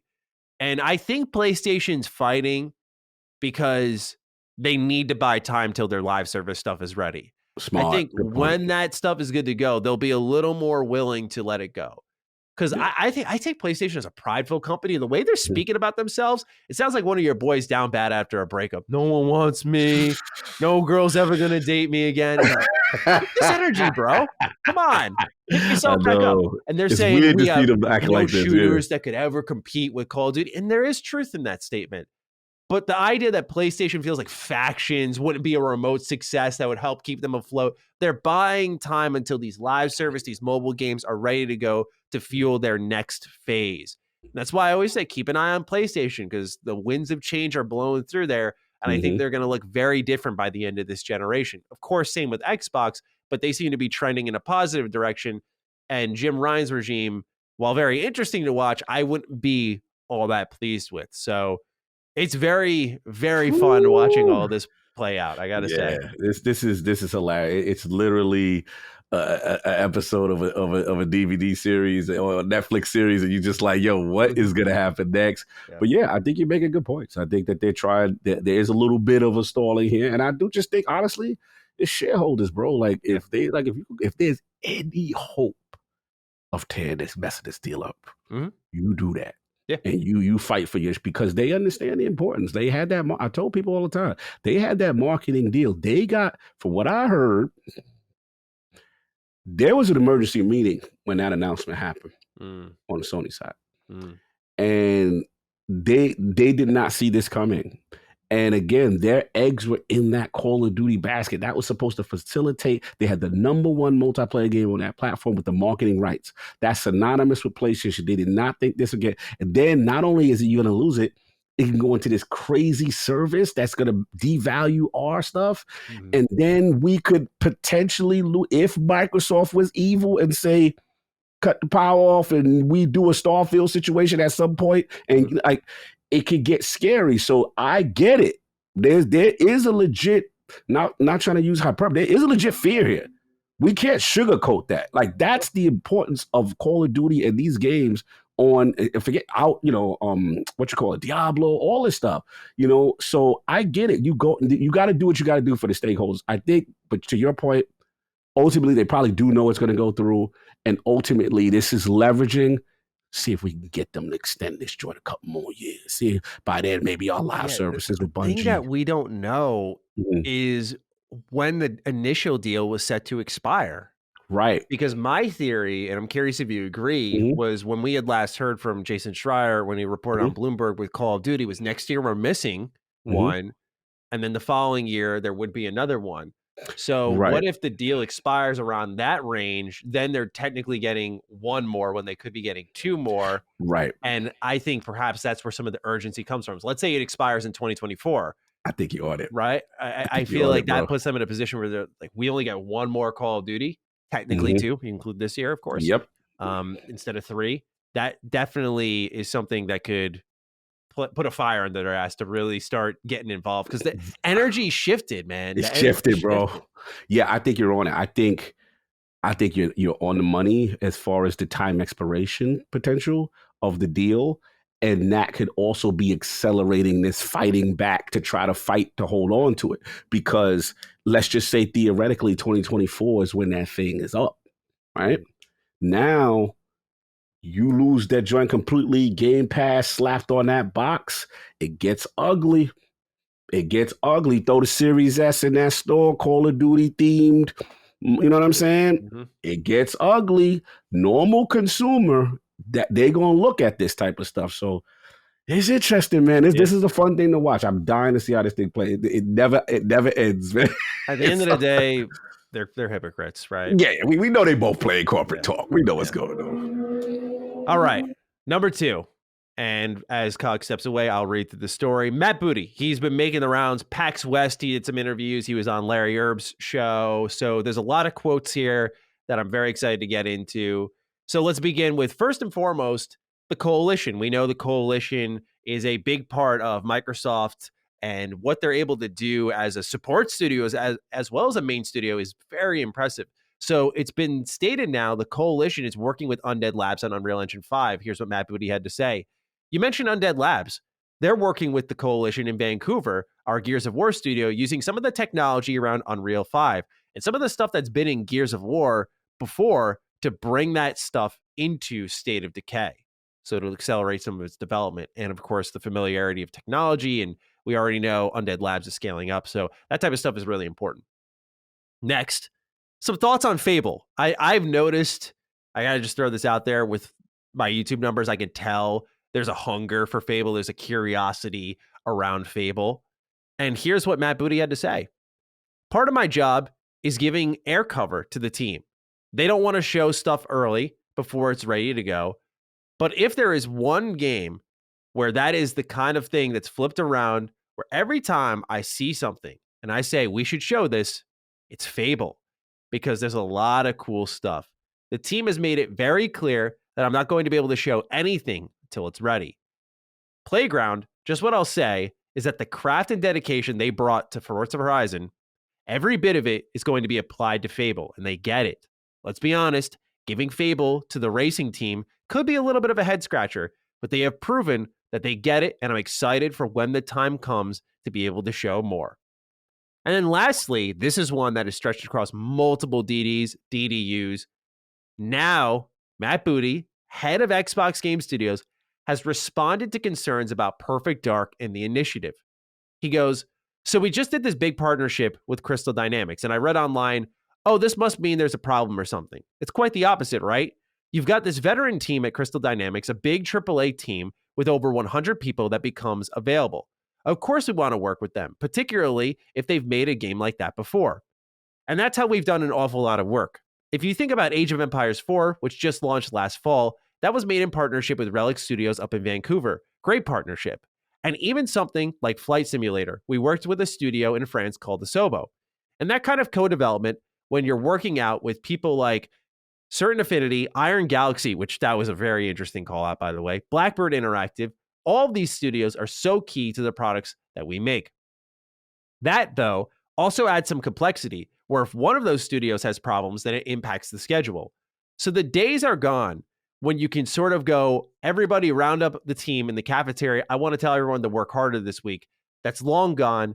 It's gotten a lot more complicated than that. So let's speak with Tom909, who writes in, hey, what's up, Dukes? Hope you're both keeping well. After Matt Booty appeared on Major Nelson's podcast, we finally got some much-needed news about upcoming first-party titles. Did any of this news pique your interest, and if so, what? Personally, hearing the Coalition are helping Undead Labs with State of Decay 3 has me hyped.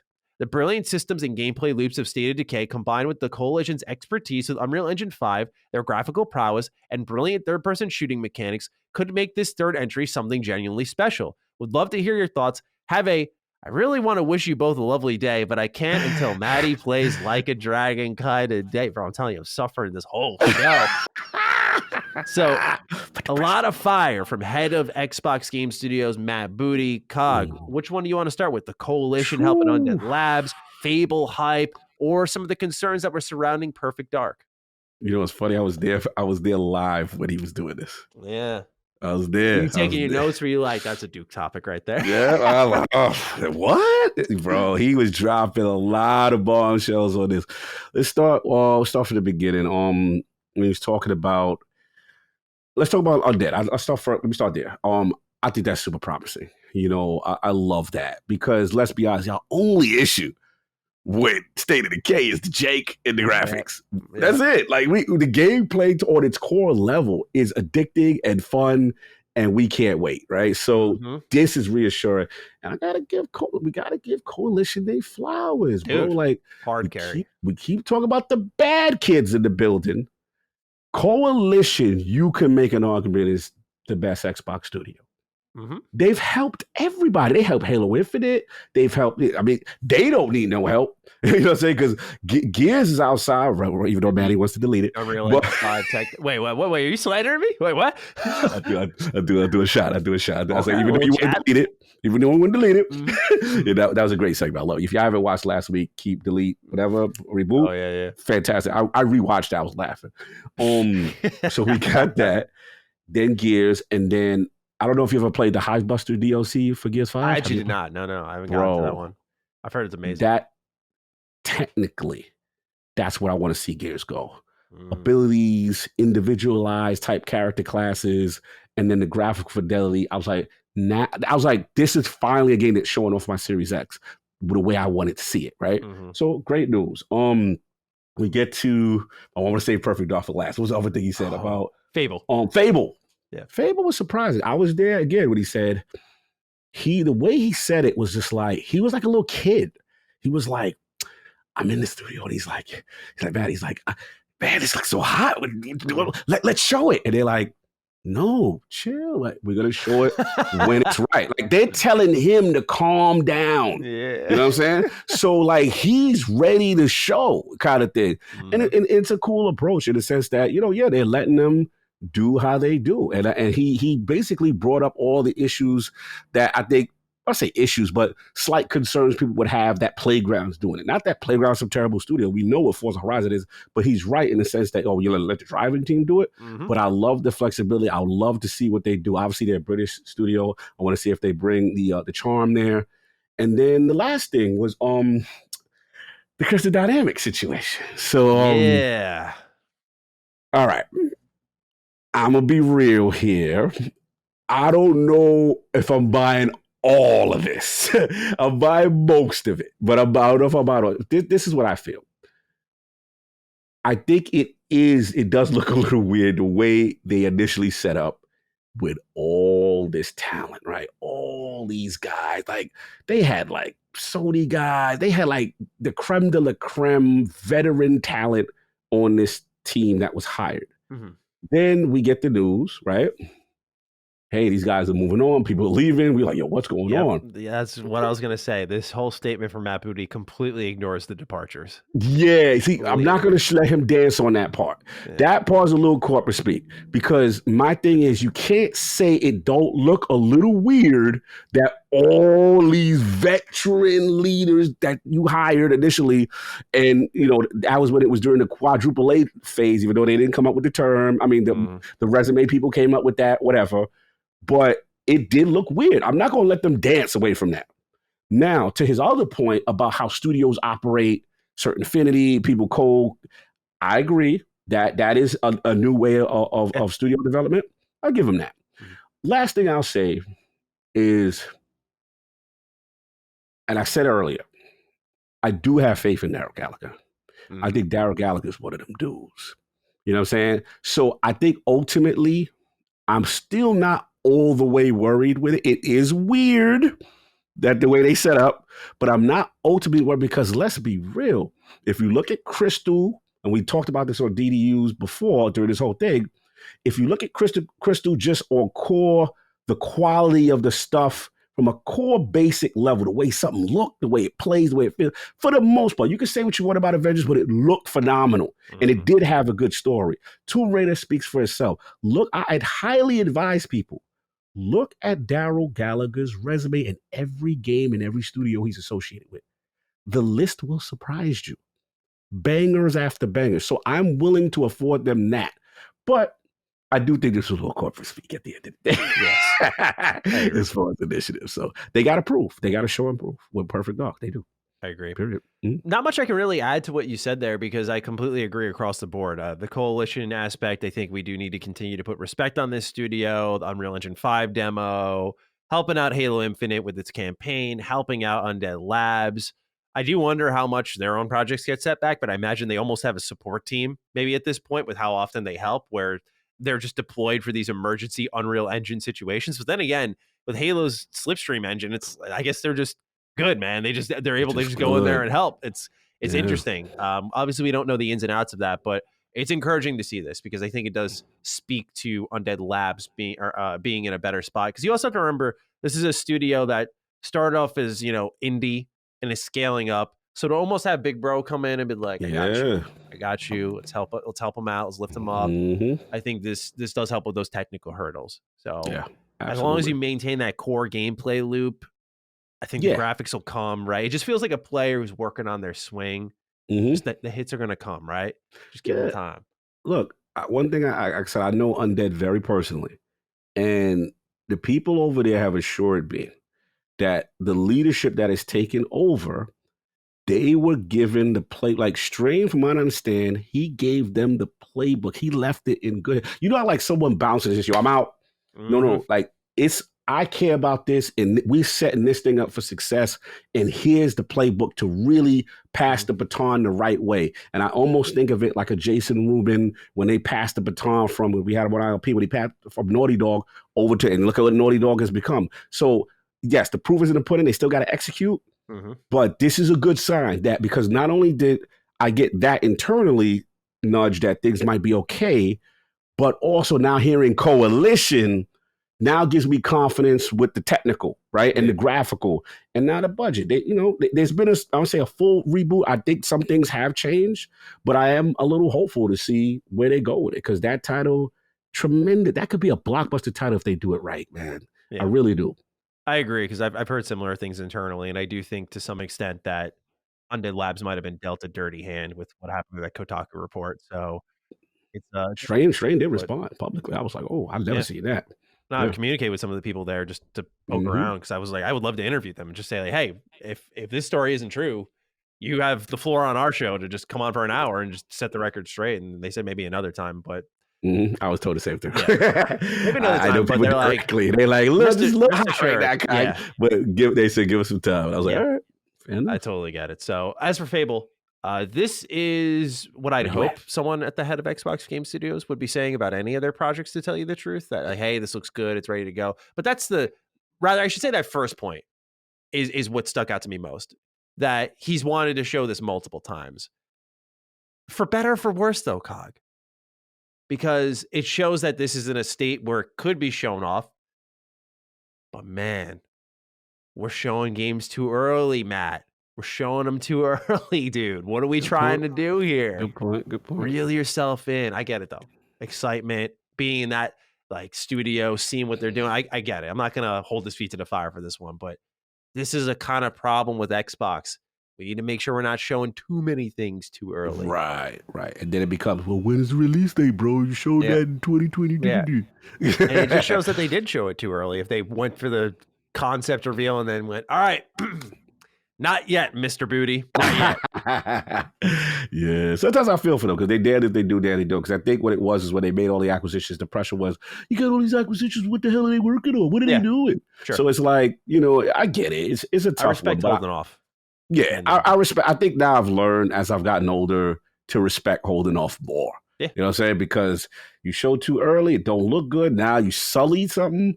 Or, you just allow them to cook and it comes out when it's ready. That's why I like the Bethesda approach. Yes, I agree completely.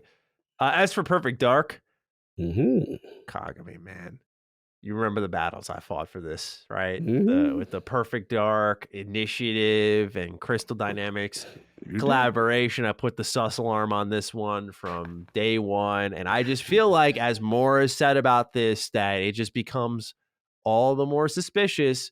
Because Matt Booty did a careful dance around the real subject matter here. And I like Matt Booty. Don't get me wrong. I know I'm critiquing him a little bit here, but I do feel he avoided the much more contentious subject. Because this is something you'd say, when was this news announced? I think, was it around a year ago at this point in time? This was a minute ago, yeah. Yeah. This is a comment that comes out within the month of that. We're far removed from it. And now you're saying, well, here's why we made this big partnership. Here's why you don't get it. I'm like, no. We've moved past that. People accepted this was normal. This was okay. We're talking about why apparently half your team has left the building. We're talking about that. That's the problem. And actually, Andy Robinson over at VGC had reported that this was the case, that it was because of bad leadership that they had departed. So it still was a present issue and kind of evades what people are still hearing about the initiative. So I still think this is a team, a product, a partnership completely in question. And until I see something that convinces me otherwise, I'm probably going to remain in that position. I will give you that. I will give it. And usually so far with Xbox Game Studios, I've been team, I'm okay. But if someone wants to use the initiative as an example of another thing, I don't go hard. I'm like, you know what? I get that, because from the optics, it does look a little weird. A lot weird. Like, I'm not going to say it doesn't. You know what I'm saying? So, and to your point, yes. It took a long time to finally talk about that. You know what I'm saying? Like, so the way I got to look at it is now things may have settled after that year. And now they feel a little bit more confident. Now they feel a little more bullish. But, you know what? I hear talk. Like, he kind of do a shot like, I hear talk out in them streets that, it's a problem. But when it was going on, it was we ain't see Booty outside for that part. So I give you that. I'll give you that. I do think there was a lot of internal shift. All I will say is, again, I'm just guessing, I don't know, is that, look, in corporate, this is what I've seen, based on my limited experience. When people sign on to something, right, there's usually a set vision. There's what we call it in corporate, the North Star, right? We're all shooting for this thing. and there's a general buzz and there's excitement. Yeah, me and Maddie, we working towards this, and we're working together. Now, if leadership says, okay, North Star is now this, right? Mhm. For whatever reason, right? Then that's going to cause internal the thing, because especially veterans, they're going to be like, yo, I came here for this and now I'm out, fam. I don't care. This is not what I'm here for, because a veteran can flex his and get a job anywhere, right? So they're going to do what's best for them. And the last thing is, to me, this showed how much power he got, Gallagher, because at the end of the day, he won whatever this thing was internally, right? It's his studio. He won them dudes out, and then he got his people that he worked with, which is Crystal. So this isn't it. But to your point, none of this doesn't matter unless this game is good, because if the game ain't good, they're going to look that crazy, right? And then the people that left be like, yeah, you see? You know what I'm saying? Yeah, he don't know what he's doing. What Andy Robinson had wrote is, for the record, I've spoken with many current and former employees stating that the flood of departures very much is a sign of a problem. Not with the multi-studio setup. It was always their intention to partner with an experienced developer. But many seemingly had issues with initiative leadership. I would trust Andy's word too. Listen, I know it's that. Listen, there is a North Star and a vision. But the thing is, I want to be clear. This happens a lot in corporate, more than a lot of gamers realize. It's just that we're in an information age, and sometimes we get information that we probably would have never got back in the day. So this has happened on multiple, even successful projects. I've seen this happen, that have games that have come out and the leadership has changed. We just saw, you know who just looking phenomenal right now? Who just going through this right now? Dead Island. Dead Island was looking crazy out here, and they shift developers. They went through a whole bunch, and now look at it; it looked really promising. So, to me, at the end of the day, the core game is going. If this game is going to really vindicate whoever, right? And I'm gonna sit back. Me personally, I'm rolling with my man because he do the hashtag just ones that I like, and I'm biased. No, I totally get that. I'm gonna just be honest. But if it fall in his face, y'all can come to me and say, "Cog, see, I told you there was a problem with Xbox Game Studios. I told you that there's stuff going on, and I won't fight you." I'm like, "Yo, you got me." It looked crazy, and now they gotta deal with that. So, funny situation to monitor. What's perhaps more fun is number 3. Teenage Mutant Ninja Turtles has long been associated with pixel art, but many have wondered what lies in the great beyond for this IP. What more could a publisher do if they just threw a major budget at the license? Well, it appears in 2023, we may well and truly find out. In a recent interview spotted in the September issue of Toy World, Paramount's head of consumer products and experiences, Lucy Dixon, had the following to say. Teenage Mutant Ninja Turtles are back with a new look and a new movie. Paramount will be launching an extensive new range of action figures and plans to expand further at the back end of the year. Collectors are already being served by nostalgic gaming releases, including an already launched new retro-themed game, Shredder's Revenge. Paramount is also planning a remaster of Konami's Cowabunga collection at the end of the year. And will launch a brand new original AAA game in 2023. End quote. Vonoran with the write-in. Dear Dukes, with the news of a new AAA TMNT game on the horizon, what type of game are you wanting? Also, who are your favorite turtles? P.S. Maddie took your advice, picked up The Last Ronin, and as a first-time comic reader, this was incredible. Any other good recommendations? Cog, do you dabble with comics? I'll just say, if you're in the Ninja Turtle group, Vonoran, try out the IDW series. You will be pleased. The Adventure series is like one of the newer ones. I would suggest that. Cog, if there's any you got. No, man, I've dabbled in comics. I just haven't in a while. It's been a long time. King is the comic guy. King is the guy I go to. Like, yo, what's popping out here? Yeah. And he leads me to the right direction. But you did mention Last Ronin, and the concept sounds fire when you were telling me the story. I'm like, yo, that sounds all of them are gone except one, bro. Yeah, so I'm kind of like, story. Yeah, I would like to see. I hope they do like a little anime for that. That'd be kind of fun. Yeah. That's why I think that would be, if you want to tell the Ninja Turtles in an original way. Just making a game called The Last Ronin that people look at. It's like Lies of P, right? Yes. You see the name and you don't think, oh, Pinocchio. You see The Last Ronin and you're like, oh, Ninja. That's a Ninja Turtle. Hold up. I mean, dude, I just can't tell you how off the walls I'm going to be if this is a true AAA game. Because my dream has really always been, I've said it to a nauseating degree, is that rock steady Ninja Turtle experience, man. Because when I played the Batman Arkham games, specifically Arkham City, when I beat that game, that's all I thought about was because the city, it's set at night. That's where a lot of the Ninja Turtles action takes place. Yep. How it was self-contained but explorable, where you could walk around but still be the man with the cape and the costume. I'm like, yeah, how do you hide the turtles if you had like a day and night cycle? You couldn't. The vehicles, the gadget potential, it echoes that same thing I was saying pre-Insomniac Spider-Man. I said, someone's just got to get a hold of it who knows how to do gadgets, goofy personality, and really fun free flow gameplay with fun movement, and you've got something, which is a lot to do, of course. But when you looked at Sunset Overdrive, it kind of spoke to the pedigree of what would become. Insomniac would be fire too. Right. And I just feel when it comes to this game, I'm excited, but also worried because I don't know who this will end up in the hands of.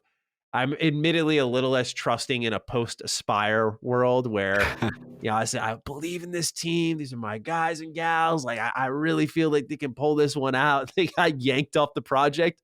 So to avoid a future yoink here, I'll just say that I am excited that someone's woken up and decided, hey, this IP is relevant because now we're getting a new movie, new show. They're doing a lot of nostalgic figures. You can I don't know. No, the camera zoomed in, but over on my shelf, they're doing Turtles in Time figures. I have some of those. They're doing the cabinets, the collections. Konami said never say never to a new collection with the 2000 and on games, which would be very nice.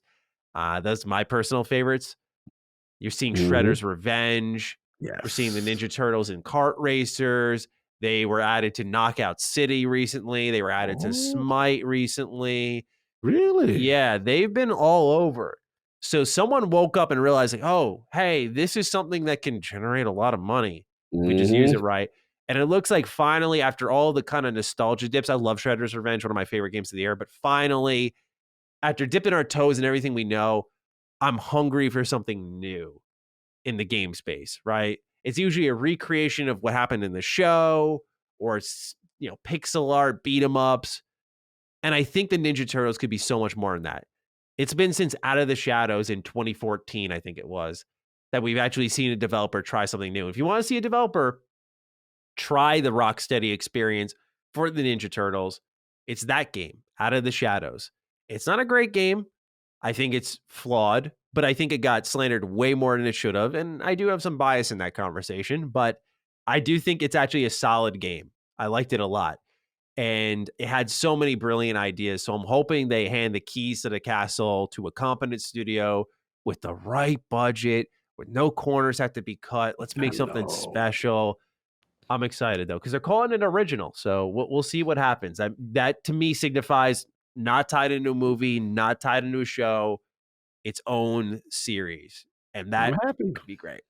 I'm happy for you, man. This is what I saw this deal. I was like, yo, he spoke this into existence. That's fire. Like, they doing it. You know what I'm saying? And yeah, the brand speaks for itself. It's been a tremendous year. And what I like, if there's a sole entity that's kind of spearheading it, is doing a fantastic job with the license and making the right decisions. The Kawabunga joint, the Temu joints, utilizing the license, because the past has always been the bad cash grab, right? And associated with the bad movie or something. You know what I mean? Like, they're doing it right. So now you just hopefully this builds to something AAA that's fire. Yeah. And they deserve to come back, man. This is a great series. Fantastic series. Phil? Hey! Pick up that damn phone right now. Pop culture? I said, man, the men in green go hand in hand with Xbox in my eyes. Like, I didn't even think about that. You had the Shredder's Revenge. It's time, Phil. You didn't want to be the green version of the blue system or whatever. Yeah. Everyone's in on Marvel. It's time to carve out your own path in a place that no one's looking. That's the Ninja Turtles, man. It's not DC. It's not Marvel. You're the different type of superhero, man, and it's green. It just sells itself. Imagine the limited boxes. It just come on, Phil. Pick up the phone.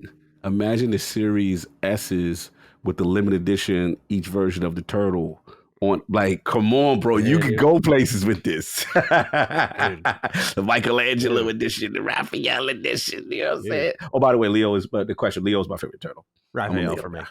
Yes. Okay, bro. Yeah, I see you being a Leo guy. You're the calm. Yeah, calm. Let's think it through. I'm a little more like. Yeah, let's go. I know you're feisty. Yeah, you feisty, and then like, the tech stuff. Don is just like, it's so me. Yeah, he's a techie. It's me. All right, let's move on to number 4. This is a pretty big one. Tencent is buying a 49.9% stake in the Guillemot Brothers holding company in Ubisoft. Tencent will pay 200 million euros, which is the equivalent of $198 million, to buy an indirect stake in Ubisoft at an implied value of 80 euros a share, and invest a further 100 million euros in the holding company. In turn, Tencent raises its direct stake to 9.99%, which was originally at 4.5%. Ubisoft as a whole will remain unchanged, and according to Bloomberg, Tencent will not have any operational veto rights. This news arrives hot on the heels of Ubisoft Forward. This Saturday, the publisher is set to unveil a multitude of upcoming games, which we'll talk about next week, some of which hail from the Assassin's Creed franchise. Bloomberg has the scoop. Quote, the first major game, codenamed Red, and developed by Ubisoft's Quebec City office, is set in Japan. Finally, by the way. The second major game, codenamed Neo or Hex, and developed by Ubisoft's Montreal office, is set during the latter stages of the Holy Roman Empire and revolves around witch trials. Both Red and Neo are a part of the Assassin's Creed Infinity, whereas a platform for future games in the series that will contain multiple settings, as Bloomberg reported last year. The two games will likely not release until 2024 at the earliest. On Saturday, Ubisoft also plans to show more of Assassin's Creed Mirage, which is announced last week following widespread leaks. That game, codenamed Rift, is set in Baghdad during the 800s. It was once an expansion for the previous game Valhalla before it was converted into a full game. Bloomberg reported earlier this year. Assassin's Creed Mirage will veer away from the series' role-playing game elements established in recent series entries and instead aim to return to the stealth focus of early titles in which players sneak around to perform assassinations, end quote. So Tencent, they're very invested in Ubisoft's North Star, if you will. And I think they're seeing a lot of potential in what's to come from this Ubisoft Forward because, of course, we know Avatar is a thing they're working on. There's a Star Wars game. Maybe we'll finally see that. I doubt it, but maybe we'll see that. I know Skill Up had said that there was a surprise announcement there that he didn't expect came out of left field. So there's also something in there that maybe Tencent knows about. But they find value in Ubisoft where right now people are calling for blood, saying Ubisoft's done. They're out. But they just got a major injection from Tencent. So, Cog, we've spoken about them quite a bit here. We have an individual publicly available episode on DDU. What do you make of Tencent's investment into Ubisoft? And of course, these series of Assassin's Creed leaks, do you think this maybe plays a factor into their investment? Strange bedfellows. It's a crazy time. I'm not completely surprised, but yeah, this is a big stake. It's a big stake, man. And you know, they're saying the right things. They're saying that, we get to retain veto power. And look, it's funny because Ubisoft's reputation recently has not been good as far as the quality and what's been happening, right? Clearly, we know they're huge. There's a lot of a lot of management issues that, that's come to light. And then they're pretty big overall as a company. So I'm not surprised for the need for the cash infusion, even though they were posturing before, like, we'll be fine or whatever it is, the statements publicly. Yeah, we'll stay independent. Like, everyone is trying to be down with Lord acquisition. Everybody trying to look for a bag. So I wasn't buying that. So I was happy. So there's a part of me that was like, Microsoft, don't stay away. But now I gotta see. We've had these discussions about Tencent. I don't know. I don't know how this is gonna work long term because to me, and we've had this discussion with Colin, the Sacred Boys, and the DDU when we talked about Tencent. It was a great episode. I've got personal feedback from that episode from a lot of people in the industry that really respected what we did. Listen, you allow them in the house There's stuff that comes with that. So be prepared, because if it goes left, they have positioned themselves. That's why it's funny in Microsoft's defense. We out here worrying about what Microsoft's going to do with Call of Duty and worrying about, and I get it, not minimizing it, but they are still number 3. Tencent is out here. You know what I'm saying? Embracer is out here, right? Now, I'm not going to say Embracer has the notorious reputation that Tencent does, but we can't act like Tencent. Yo, there's things going on that are very suspect to game creation. That's very suspect to, to rights and what I care about as a gamer. You know what I mean? And I don't knock people for taking it back to survive. I get that. But like we said, what's the famous line? Not every bag is a good bag. And you better be sure you know what you're getting into, and you better be sure that you truly have those protections, because Ubisoft sometimes like to cross the line on some things sometimes and make statements. They're in on anything that's ever existed. NFTs, Battle Royale. They were even making Vita games. Like, they just, anything they can get their hands on. Sav has always said it when we did DD2, when we talk about them, like, Ubisoft has shown they have no problem taking a bag from anyone. Nope. So in a way, kind of does make sense in a way, you know what I'm saying, that those two get together. We'll see. I just hope that that their direction does not change. Their North Star does not change too much. And if they go under, I hate to get graphic and get all hyperbole, but you know what it kind of reminds me of? It kind of reminds me, like, you ever heard like a sleeper cells? Like, like it feels like Tencent is something, everything, right? And the minute y'all act up, turn on the sleeper cell, take it over, get your. I know I'm going crazy. This is hyperbole, but it just feels like they in everything, bro. They got everything, a major stake in so we just much. Talked last week, it's happening so often that people will forget. Like last week, literally just a week ago in our episode, we talked about the larger stake, by the way, that they have in From Software. Bro. Yeah. It's great. And nobody, what's the Joker line from Batman? And no one bats an eye.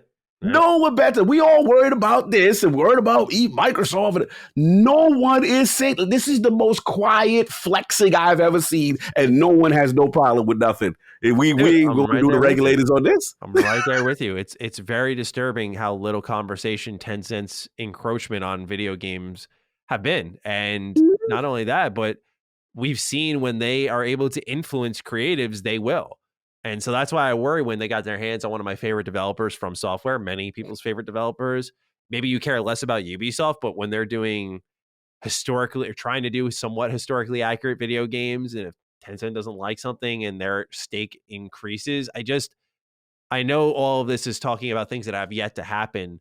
True. The issue is that things have happened with Tencent where they have cut things off and have been directly involved.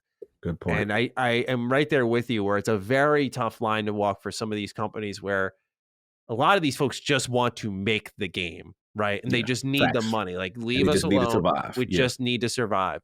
And I feel bad for them because they kind of get caught in the crossfire where Tencent's the evil villain with the sharp teeth that got the big bag of money saying, you want to do a dance with the devil? Here you go. A dance with the devil in the pale moonlight. Yeah. Here you go. It's like, well, wait, what if we don't get this much money offered to us ever again? It's borderline predatory in a way. Just out here playing them Squid Games, man. Be careful. Yeah. It's interesting, man. What you gonna do for that money? It's very much something I will be happy to cover consistently, but I do wish the industry at large talked about it more. Yeah, 100%. I do think with Ubisoft's push into platform, we'll say games, if you want to call it that, with something like Halo Infinite, like a platform for multiple games in the future, Assassin's Creed Infinity, platform for multiple AC games in the future.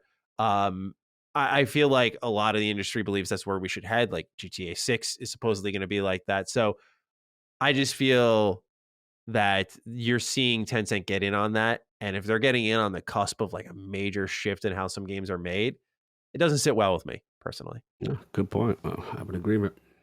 All right, number 5. Cyberpunk 2077 is continuing what many are calling a comeback. This week, they pulled the lid on their plans heading into 2023. Alongside the upcoming anime Cyberpunk Edge Runner, the game is receiving update 1.6, which includes a slew of new content, such as David Martinez's jacket, who's the main character of the anime, a new quest tying into the anime, some new gigs, a weapon inspired by the anime, transmog, new hairstyles, 60 FPS on Xbox Series S. So that X screen cog is going to get a little bit more work. Yeah, shut a little bit. Cross progression, Roach Race arcade cabinets, Nibbles the Cat in photo mode. This marks the final update coming to last-gen consoles for Cyberpunk 2077. From here on out, it will be Xbox Series consoles, PlayStation 5, and PC only. That's important to note because, as it's long been reported that Cyberpunk 2077 was entirely held back thanks to the Xbox One and PS4. Future updates will include official mod tools, a complete overhaul of the police and vehicle combat systems, new gameplay loops for melee weapons, more cyberware, and additional action perks for character progression. Perhaps most important for folks, we now have a teaser for the new expansion set to arrive in 2023. The title of it is Phantom Liberty, where Johnny Silverhand is back, and it features an all-new district in Night City. The expansion will, as stated earlier, be exclusive to next-gen hardware. What's also worth noting is right now this is the only planned exclusive, according to CD Projekt Red, meaning that very well could mark the end of support for a game that should have done much better than it currently has. We have a question here from Sir Deathspank, who writes in, "Wake up, Samurai. How are we feeling about the Cyberpunk news we just received? Not only are we getting an expansion, but our Lord and Savior Keanu Reeves is back. On top of that, it's coming to next gen only. If it is anything like the Witcher expansions, we are in for a treat. Also, that anime looks fire. Anyways, have a my shit turd of a cousin overwrote my save file kind of day. P.S. Any chance that we get a spoiler cast now that Colin has beaten it? I don't think we were holding off because of Colin. I think it's just the moment passed where I think when I asked, I think that was at a time where I was the only one who had finished it and everyone was waiting. So yeah. Anyway, Cog, what do you make of the Cyberpunk news? Because I'm very excited. Yeah, man, it's huge. All of this broke when I was out there in PAX West in Seattle. Full disclosure, I got a chance to go to the Edge Runners premiere. And a CD, yes, Cog was in the building. Wow. Shout out to CD Projekt Red. This man was making the rounds, shaking hands with Xbox, working a little CD Projekt Red appearance. Hot damn. Yeah, man, it was cool. It was really cool. I got a chance to see the first 2 episodes. Really enjoyed it. Really dug it, man. Really dug it. And this is how you come back. And how I'm looking at it is Halo Infinite, please take notes here. Because this is what I want to see. You see how it's all structured. Right. You shut up after a while and you make that big meaty comeback, right? With all of these features. And people say, you know what, CD Projekt, you know what, Cyberpunk, I'm going to fire you up now. 2 ones are huge for me. Series S, 60 frames per second is a huge deal. Yes. Because again, as a little man, it's getting to the point now, my ratio of Xbox use, I'm using my little man about 40% now. Like before it was just, I'm on my X 60%. I travel so much, little man is with me all the time. So now I'm truly experiencing, what any little differences are. And that was the thing. I'm like, damn, I got to do the 30 frame. They ain't got no performance joint. And now we heard about, remember the last time we did DDU, they had that update with the tooling. Yeah. Shout out to Jason Ron on the team. Phenomenal job. Get developers, squeeze more resources. Great. Fantastic. Now, the thing that's actually even more cross progression. Yes, and sir. to me, that's the future, because that's a little bit of a disconnect sometimes with some of my games on Steam Deck. I'm like, damn, I done put so many hours in something. Now I gotta start over. You know what I mean? And it's like sometimes I want to live. This is where I don't know if I agree with Phil in his last interview, not the one, just one, but the one before that with Bloomberg, where he talked about the device not getting in the way, right? Yep. Because I want that future. I want to be able to take my game, if I was on Xbox and then boom, I can now take it on Steam Deck because there's a cross progression system on a development level standpoint.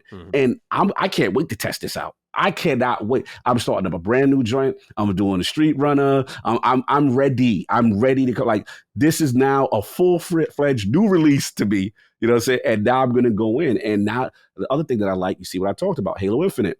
Should have used the movie to tie in. At the least, you should have some Master Chief skin, something. Something like, look how they tie in this, and they're gonna be quests. There were some cool characters in that anime that I'm very interested in. This is the way to do it, man. The goodwill is coming back. I'm pulling for them on the comeback. Expansion, you know what I'm saying? Phantom Liberty, that name, man, just gets going. It sounds so good. Sounds good, man. I cannot wait.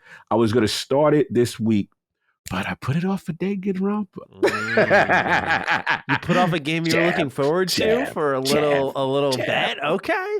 Jab. You got my number this show. I gotta be honest. It's just I can't defend myself anymore. It's just trust me, it took all the power. I'm like, damn, I really want to play Cyberpunk right now. Like, I guess you have better willpower than I. Now knock your tails out. I already know what you get your tails out. I know where you're at. And then but I'm jumping back into Night City, bro. It looked like probably this weekend. I'm excited. Man. Super pumped. Nice. Yeah, I'm curious to hear your thoughts because I've always been big on Cyberpunk. I think more than most people, I'll be honest, but I've always been very heavily into this game. From before launch, I played it. I thought it delivered. People went, hell no. I replayed it. I still loved it. I do think this game's better than The Witcher. I just think it's presentation, it's dialogue, it's writing, it's factions, companions, just everything about the world. And of course that makes sense. I'm always pro sci-fi over fantasy. I love fantasy, but that's when I started to connect the dots that I do love sci-fi more. Like that when I realized like The Witcher 3 is amazing. And I think in some ways objectively a better made game. But I just feel that Cyberpunk clicks with me more. And I just think that universe goes the extra mile. That universe. So, yeah, I'm happy that they're not giving up on it. I want them to push I don't want to get greedy because I know I don't know how sensible of a business decision it'll be. But I want them to push beyond this expansion. Give it that real strong finishing touch. Just do the No Man's Sky. Like, I don't want it to just be No Man's Sky getting that over delivery. Another update, another expansion, another update. And it's free. I want to see someone else do it. And my God, would I lose my mind if it was Cyberpunk who just kept coming out with more. Obviously within reason, but I hope they deliver on what we saw with The Witcher 3, which was 18 little DLCs and then 2 expansions. Yes. Because a lot of people will argue, and I think it's the same with a lot of these RPG developers because they get to go back to their more traditional roots, that CD Projekt Red is at their best in expansions. You want more, I'm telling you, ladies and gentlemen, you want more CD Projekt Red expansions than you want base games.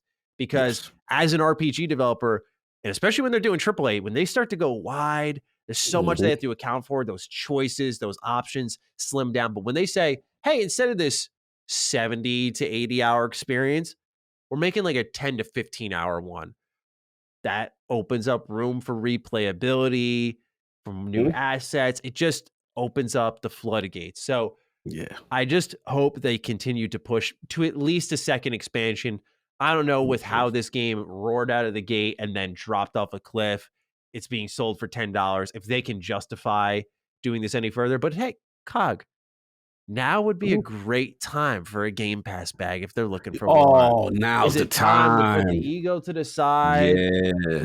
And if you say, hey, it's not within reason we do another expansion, Xbox, you got that limitless cash. I'm calling for it this time.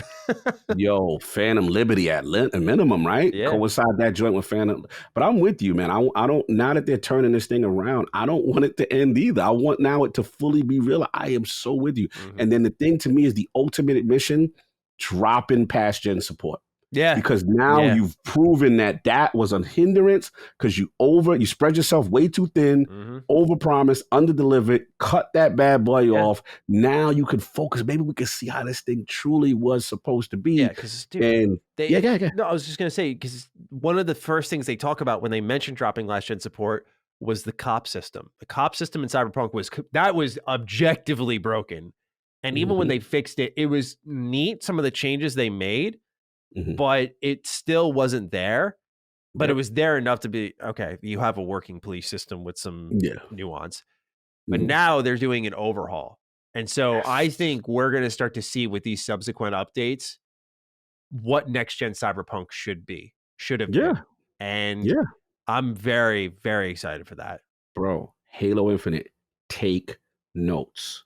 This is what I want. And listen, if in 2023 Halo say, yo, now we could do more of this because we're dropping base X, bro, you got to do what you got to do. Cut your losses. And that's why I don't get too mad with the split screen, even though they did promise and they didn't deliver that. Because if that ends up holding back development, then I'm with the long-term play with State, and if that's the case. You see what I'm saying? And if that ultimately gets us to what we want, then absolutely go for it. But just be transparent. CD Projekt Red say, yo, the cop system, a lot of stuff we can't. Let's go. I'm with it. I agree. Number 6, Callisto Protocol has found itself in a bit of hot water with critics and developers alike. In a now deleted tweet from studio lead Glenn Schofield, he said the following: I only talk about the game during an event. We are working 6 to 7 days a week. Nobody's forcing us. Exhaustion, tired, COVID, but we're working. Bugs, glitches, performance fixes, one last pass through audio, 12 to 15 hour days. This is gaming. Hard work. Lunch, dinner, working. You do it because you love it. Some players also may not be happy either, as Striking Distance Studio finds Game Pass to be a difficult model for their game. Quote, I think those services are built towards some of the open world style and repetitive multiplayer games. I think games like that survive well on the service. Microsoft has their own single player games within the service, and I still think you're going to see the platform holder studios provide single player games in them. I'm just saying that as a financial model, it's a difficult one to make work as an independent studio. I think you're going to see single player games, but it'll probably come from hardware companies. As an independent third party, it's really hard to make a linear third person game work within those services. I'm not saying never, it's just hard to financially make it work. However, speaking to Generation Xbox, director Glenn Schofield stated that his studios talked about bringing the space horror to Game Pass and that he had a good relationship with Phil Spencer and Xbox. However, here, Schofield stressed the importance of giving the game time in the market before any deals were made. So it may still be on the table. Anthony A. writes, Hey Dukes, what is your opinion on the tweet heard around the gaming industry? Glenn Schofield tweeted that his team behind the upcoming Callisto Protocol are working 6 to 7 days a week for 12 to 15 hours each day to finish the game because they loved it. As soon as he hit send tweet, people started coming for him, most notably Jason Schreier. Now, I'm no fan of Jason. I believe the man is biased and has an agenda. Also, I believe that most creatives don't work a typical 9 to 5. I'm no creative, and I tend to put in 40 hours a week. Or, I'm sorry, more than 40 hours a week. However, I didn't know how someone as smart as Schofield didn't know to not tweet this and how it wouldn't sit well with the internet in 2022. Keep on producing a great product, and I'll keep subscribing. Anthony A. Thank you, Anthony. Cog. As Anthony put it, tweet heard around the gaming industry. What do you think of what Schofield had to say, formerly a director on the Dead Space franchise? Don't press send. To yourself. Don't press send, man. It's hard, though. It's hard. He's in the mix of it. Look, man, let's start with the crunch part. In this climate, it's not going to fly. It's just not, because here's the thing. I understand, being on the other side, that we are not in the typical 9 to 5. We are not in the typical, normal work week like a normal person. And there is an expectation, to see projects through, to, you're going to have a busy moment, busy times of the month, busy quarters. I get it. Right. But at the same time, we have to be cognizant of who's speaking. Right. Who's speaking is actually the person who controls the salaries, controls the time and stuff like that. So, you got to be careful, because at the end of the day, crunch is real. I'm not going to sit there and say it's not. And on the other hand, I hear people that's like, yo, well, in order for a quality product, you got to have, a little crunch. And here's the thing. I think video games is such a complex mix that I think there's such a volatility to get video game development. I personally think there is no hard and fast formula that guarantees this going to work. That one result is going to work over the other result. I think it varies. It becomes on leadership. It becomes on the creatives involved. It becomes on the actual game itself, the vision. There's so many factors. And then there's things that come together last minute. I've heard from so many game development stories based on what I gather. So I don't necessarily subscribe to you gotta crunch in order for it to be quality either, right? That's just where I'm at. I think there's just enough randomness and volatility in every game that at any point, something can be a disaster or success. That's just how I feel. It's a crapshoot. Now, to his point, he's going to get the work. They're going to give him the business. They're not going to feel that because let's just say you on that team and you work mad. You know what I'm saying? Like you know what I'm saying? You was that guy that put in 6 months to 2 years. Listen, I had Jason Rubin on from Naughty Dog. He told us straight up. Him and what's my man name? It was Gavin, Addy Gavin, and Jason Rubin sleeping under the desks. Mm-hmm. They had a computer that tabbed how much hours they did for a year, and they literally didn't leave the office for like some ungodly amount of months in time and no personal time. He was like, I was burning myself out there so because that was what was quote unquote expected. Mm-hmm. You know what I mean? Now people will say, yo, Carl, the Crash games was fine. I get that. Right? But that doesn't necessarily guarantee success, nor the health of somebody. He had to get out the game. He got out the game. He's like, look, I shipped 3 Crash games. I did all this. You know, every year was a cadence. Then it was next thing was Jack and Dexter. It was the next thing. It was the next thing. It was the next thing.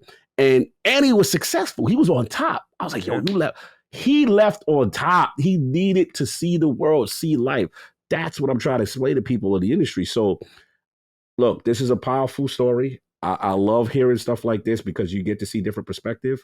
I will say to the other part, which was about Game Pass and sustainability, that I kind of lean with him on because I think that's where Game Pass has to prove with the user base that it's a no-brainer to jump in. Yeah. And I think there's still going to be resistance. Like, hey, it might not be the situation for me right now. You know what I mean? I want to go everywhere. I want to, get to see what happens on the front end with the regular cash. Then maybe see you later, right? We've talked about this multiple times. So good discussion. I'm not going to go crazy on them on the second part of Game Pass. I think that's the challenge of Game Pass to continue to grow and to continue to make it attractive for independent developers and third-party things. But on the flip side, there are success stories where we hear people say, yo, cannot. But it's still, if you still look at it, Game Pass is still fairly new. Was it 2018, 2017, I would say? 2018 maybe when Game Pass came out? I'm trying to remember. 2017, okay. Yeah, so I mean, it's in my opinion, still the infancy stage as far as growing, but yeah, they've got a lot to prove. But this is good discussion for the industry talk because this was going around everywhere. But what are your thoughts on both the Game Pass stuff as well as the crunch stuff? Yeah, the crunch stuff, it doesn't surprise me, right? This is a guy who's starting up his own studio. He comes from, I would say, an old school background, it seems. And so this is why this cycle will always continue, I feel, is because new developers coming in, effectively inheriting his ways, and maybe that's the way they want to work on certain games. I'm not trying to give the benefit of the doubt to crunch. I know that's very taboo, but I do think that a lot of people, it is maybe 6 to 7 days a week, 12 to 15-hour days is ridiculous. I'll just say that up front. But I do think it's continued to be lost on people that nothing creatively good and worthwhile is done without some level of crunch.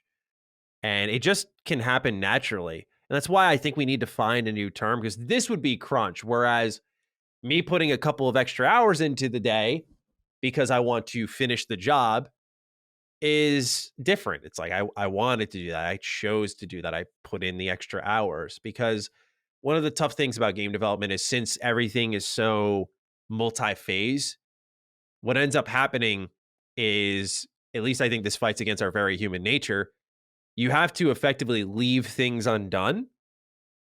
And when you leave them undone, there's no sense of satisfaction or completion of your task. And that's why I find myself putting in those extra hours because I'm blocking out a level. It's a big level. It's like, shit, it's still, I've worked on this for 5 hours and, oh, damn, there's still like half of it. I don't feel like I've completed my task. So I don't mean to go on a tangent here, but I do think it's lost on people passion and working a little bit longer versus what Glenn's doing here and talking about, which is very old school. Very old school. If you choose to do it, I think that should always be an option. But the idea of the team, again, he's saying here, and he's speaking on behalf of people. That's one thing we got to note. Gotta be careful, if that's true, though, nobody's forcing them. They're all doing it. That's That's their choice. They can do that. True. But I just don't believe that. I don't. Yeah, I imagine there I were don't. people in the team who saw that and went, "Oh, he's forcing us, huh? Yeah, yeah, Come on, let's talk outside." exactly, fam. And think about your first job in the industry. And it's like, yo, if I say no, Mhm. you know what I'm saying? And then think about we talked about this, the opportunities that may be limited in game development and industries. Where can you truly Mhm. go? Right. And you moved your family. I know that moved their family.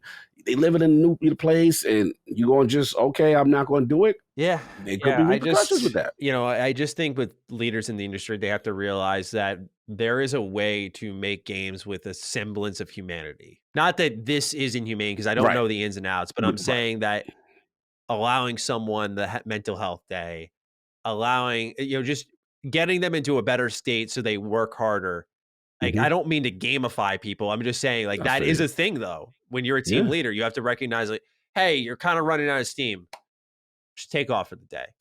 Don't Right. worry about it. That type of thing. Last point I'll say is, and I want gamers to be really cognizant of this, is that sometimes they tie crunch directly to success. Mm.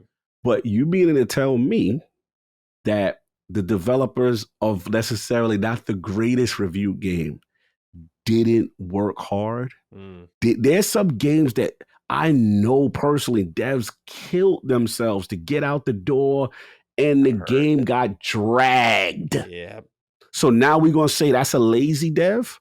Oh, he didn't crunch hard enough. It's not. Again, they have to be Great careful with point. the quality to work level, and you know what I'm saying, comparison, Yes. because it's dangerous. There's people that work extremely hard. The game bomb because of management decisions and things they have no control of. Mhm. And now the whole studio is looked at as all the lazy devs. They cashed it in. You know what I'm saying? That's a tough situation, too. That's a great point.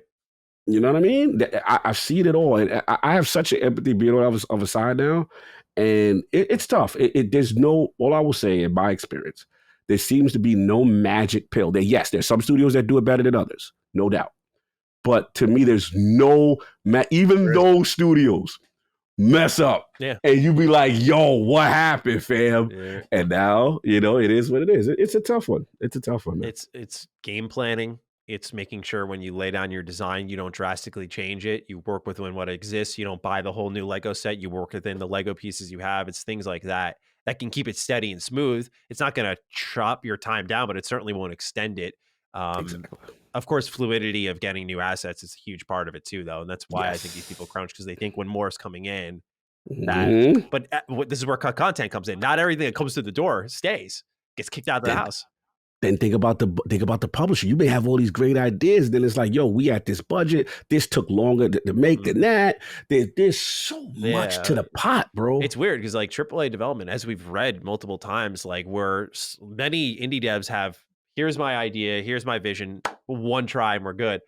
These developers will mess for a year, prototype this, what about this? And it's almost like a voting process. It's much more expansive and different than what I think most of us are familiar with. Absolutely. Number 7, last bit of news, and then we'll get into the Game Pass pick of the week. Coming soon to Xbox Game Pass. Available today, as you're listening to this. Disney Dreamlight Valley on cloud, console, and PC. Opus Magnum, that's not me speaking, that is actually how it's pronounced. PC Game Pass. And then Train Sim World 3, another day one get for Xbox Game Pass on console and PC, available now. September 13th, Ashes of the Singularity Escalation is on PC Game Pass. That's an RTS. DC League of Super Pets, The Adventures of Crypto and Ace, cloud, console, PC. That's available September 13th. Then on the 14th, I did Xbox Day 1 Game Pass get here. You Suck at Parking, cloud, console, and PC. This game looks awesome, by the way. I got to check this out. The name alone got me interested. And then September 15th, another big Day 1 Game Pass game. There's Despot's Game on console and PC Game Pass. And then this one is also an interesting situation. Metal Hellsinger, which is the big Day 1 get. However, it's for series consoles only, as well as PC. So if you are an Xbox One player out there, cannot experience the beauty known as Metal Hellsinger. Leaving on September 15th, however, is a much more sizable list. A Plague Tale Innocence, get in on this one quickly. I'm just going to interrupt myself here. Get in on this one quickly. Yes. Origami 2. Oh. That was day one Game Pass. Year later, it's out. Bug Fables, The Everlasting Sapling. I didn't get around to this one, man. Yeah. We got to find a term for it, like Game Passer's Remorse or something like that. Yep.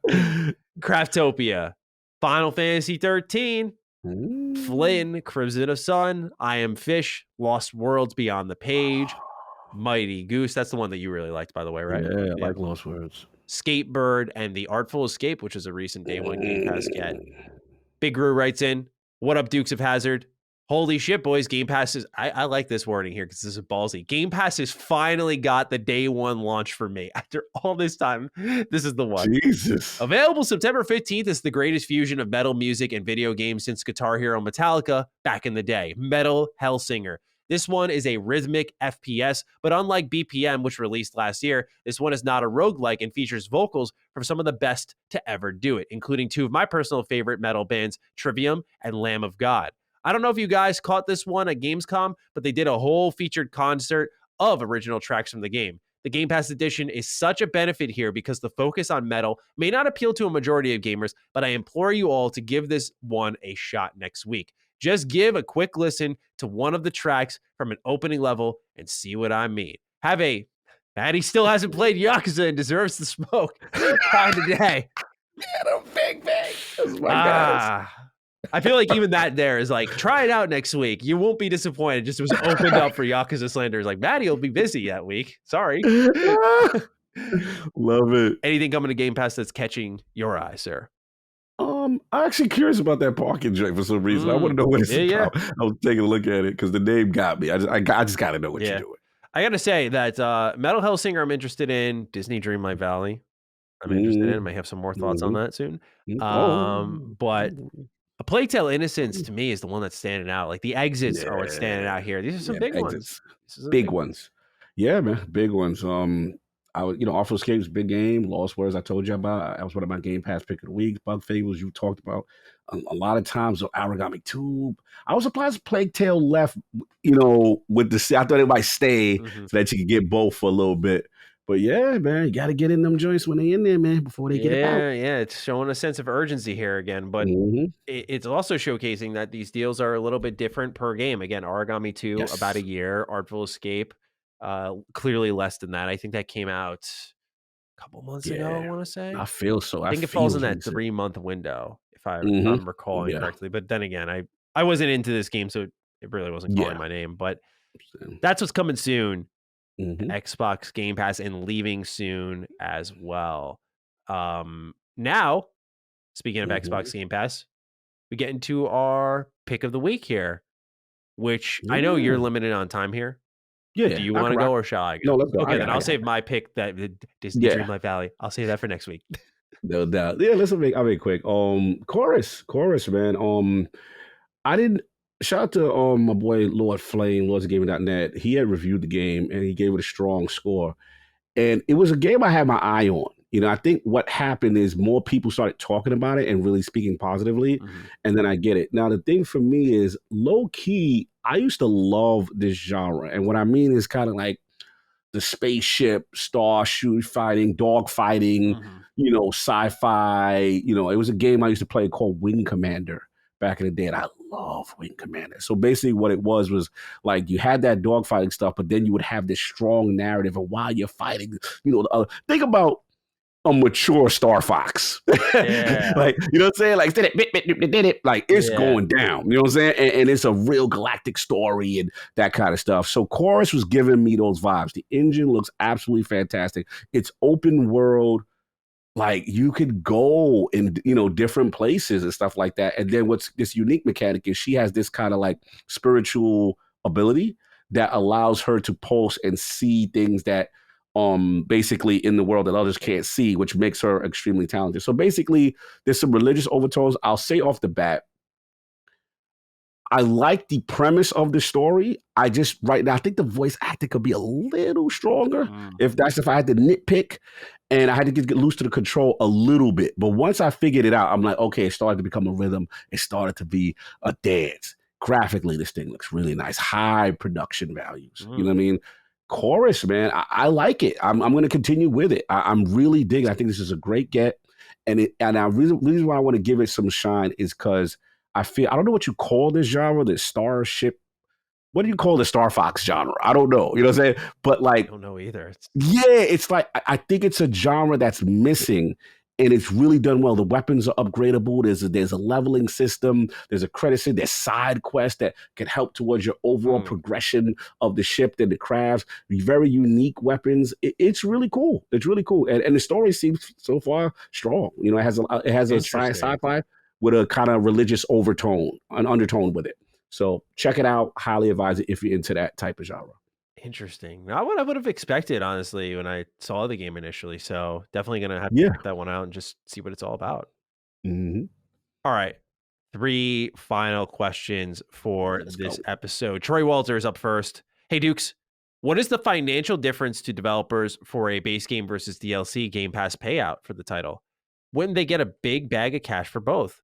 I don't understand why it's profitable for the base game to be on the service and the DLC not. Thanks, Troy. I think there's a lot of ways we can approach this one. I think, first and foremost, obviously the offer has to be there. It's possible that Xbox would just pay for the base game. But I think to me, the most logical conclusion is you get your game onto the service so people see it. And when they play it, they'll see the DLC. And since they didn't pay for the game, they'll pay for the DLC. They'll be more likely to pay for that DLC. I feel like that is the best of both worlds. Xbox gets to put some cash in their pocket, doesn't have to pay for DLC, and developers get to benefit from the exposure, which is what Game Pass inherently provides. That's my read of the situation. I think it could go a number of other ways, but I don't know if maybe there's a statistic as well. I'm curious if you agree with this, that maybe they don't see sustained interest on certain titles. It's not like a guarantee that certain titles will perform well enough over the course of 5 months in Game Pass, where by the time that DLC or that expansion's ready to go, that people are going to hop back into Game Pass and play it through there. Are they subscribing more for the game, or are they subscribing for the expansion / DLC? So I just feel the initial conclusion there of, benefiting from exposure makes the most sense. But Cog, I'm curious if you have anything you want to add on that. Yeah, I'm in 100% agreement. That's literally what I was going to say. And I just think that it makes sense to have the base there, right? You get in, you get a chance, and then it's like the drug. Oh, you like it? You like the taste of this? All right. Well, guess what else we got? Since you love it so much, and then the thought process is to get them in there and create that other. I think just gamers, devs and publishers are getting more creative with the monetization models, and I think that's what it is. Some of these, even with the free to play initiative, right? Mm-hmm. Oh, it's free, but yeah, when you go in there, now you're going to pay for this expansion, you're going to pay for these skins, you're going to pay for that. I think that's an example of that. And the only time I've seen it flip, I'll use Destiny example. I think the live service model fits better with maybe Game Pass and Xbox paying for the DLC, because they did that with Beyond Light, and they were like, okay, when Beyond Light comes out, that's going to be in Game Pass. That was rare. You don't rarely see that. So I think for a DLC, you've got to be kind of already big and established in the space. Way over. Yeah. And have that engagement that Xbox is truly going to invest, because it really, normally, you don't see that kind of thing. So, I mean, even Outriders, right? Outriders came in the service. Mm-hmm. World Slayer's out, but you're going to pay, because we got you in the service if you want to continue your thing. So I just think that's just the business model and how it's moving. This one's for you. Bobby Rigo writes in, Sir Dukes, I have a question for the Lord, and of course, Maddie, I'd love your take also, but I don't know if I can add anything, Bobby. I do appreciate it, though. Cog, after almost 5 years, I've come back to Destiny 2. I played the campaign at launch, which was a campaign, did some strikes, did some Crucible, then made like a carrot and ranch dressing and dipped. With how excited I've seen my friends and coworkers about expansions like Forsaken and more recently The Witch Queen and now Lightfall, I've decided to make my return, only to find that the game has changed a lot. And with so many expansions that have come out in the years past, still some accessible, some not, I'm starting to feel confused and even a little overwhelmed. So my question, how do I tackle all this content? Do I have to buy each individual expansion and in a certain order to catch me up to speed? And what are some of the new systems introduced that are essential to 2022 Destiny 2? Cog, Maddie, love you both, and hope you and your families are doing well and staying safe. Thank you, Bobby, for not writing about Yakuza. You get a gold star from me. No doubt. I'll try to streamline this as quickly as possible. 3 content creators I have to shamelessly plug for people who are returning to Destiny. Away. My man, Ebontis, I do the Last Word podcast. Go check him out. He is a great person to help you on board and learning about the game. I want to also shout out my boy Gaming Forte, who I had on Defining Duke Ultimate one episode with Hole. Again, new content creator. You're brand new. You don't know where things are. You don't know what's going on. And then from the clan, shout out to my homie Back for Dead. He's also he's got a channel. He does the same thing. So quickly, what I'll say is this. I completely agree. One of the biggest frustrations with Destiny is the onboarding for the new player is not where it needs to be. Destiny has this problem where they assume you've been playing and they assume you know where everything is. Like a trail. This what exactly. What I would highly recommend is do the Witch Queen campaign. The Witch Queen campaign, first of all, is their best campaign to date. Is excellent. It is truly a campaign that I put up against any single player. Like, this is Bungie at its finest. They finally did it. That is a real campaign. That is a story. You know what I'm saying? Go check that out. It also, while you're doing it, gives you storyboards of what you missed prior to it while you're playing it. So that's the best I can do for that. I agree with you, and I agree with Maddie. Red War campaign, Forsaken, all these great campaigns where people should be able to play, right? It just feels like a waste of resources. Like, you make all this stuff and it's gone. Right. And you tell your development team, now scrap it, right? So what they just came, here's the good thing about people getting in now. They just made the announcement come Lightfall that that's no longer a thing. Major expansions are no longer going to go away. They just made the announcement. So the DCV, right. Now the seasonal content model, you know, that might not, right. Sure. But they that's the first step. Now, the second thing is you're coming in at a good time because when Lightfall drops, they're finally addressing new player experience. And they're going to have this, I forgot the name of the title. Montes, don't shoot me. I do a show it to it. I'm forgetting right now. But the name of it, pretty much what the system is new player Maddie jumps into Destiny. You're going to have an outline. Okay, you need to do this. You need to do that. And then there's going to be a progression. Then they're going to match you in-game LFG for the people who don't have any friends. They've got a whole new onboarding package that's going to be built in the game finally and give you the cues on what you're supposed to do next. So that, don't get me wrong, Destiny is a content creator's dream because you can make content all day and feed it, but it doesn't help the new player. Go check that out. Highly recommend that. So you came in at the right time. And yeah, check out check out The Last Word, Thursdays, check that out. It's a good little show for talking about Destiny, what's going on, me, Ebontis, Ty Guy Travis, shooting the ish, you know what I mean, and talking what's going on. Absolutely. I run a series on my Mr. Matty channel where I try games in 2022 and obviously leading into 2023. And I'm feeling like Destiny 2 when the expansion drops, it might be lined up for like so I tried playing it. Yeah. I would love to get your take on it because they're trying, and we've been on too much for me to not try it. It's just a matter of when. Because like now I see this expansion, and if you're saying it's addressing the new experience, I do feel like this might be the time to truly dip my toes in. It was like they were listening to you because I'm like, yo, this is what Maddie was talking about. So it's like they're trying. But yeah, that Lightfall I think would be great for you. Okay. I'm definitely gonna keep my eye on it because again, you go hard for this. Like, this is your baby. So it's like I know maybe Yakuza is like the kid on it with the mobile game for you, but don't you do that? I had to get one in. I had to like scratch and claw to at least one roast. But I know this is the one that you cherish with everything. So I want to give it a try when it looks a little more accessible, and this seems like that time. Absolutely. I'm scared of the hooks getting into me, but I need to try it out and see what the craze is about because I loved old Bungie. Everyone did. Rand hit me about Lightfall. He said, bro, he slanders Destiny. Bro, I see that Lightfall trailer. I said, yeah. Oh, and the last question he said, I'm sorry, which newer systems introduced that are essential? What they did right now is they consolidated all the abilities. And now it's true RPG where you can pick and customize the arc powers, the void powers, the solar power to the type of build, the type of supers you want. It's a skill. It's called Arc 3.0. That's the greatest system. They've got Solar 3.0, Stasis 3.0, and Void 3.0. So now they give full customization on all your abilities, what grenades you want to use, what style you want to play, what abilities you get. They tell you the recharge times. They're giving you true RPG MMO detail of systems. Love that. Go check. That's the hottest feature right now. And Strand is a new ability coming in Lightfall where you're doing. It's like Insomniac is in the game. They're doing Spider-Man stuff with swinging and mobility. Yeah. It's crazy, bro. It's crazy.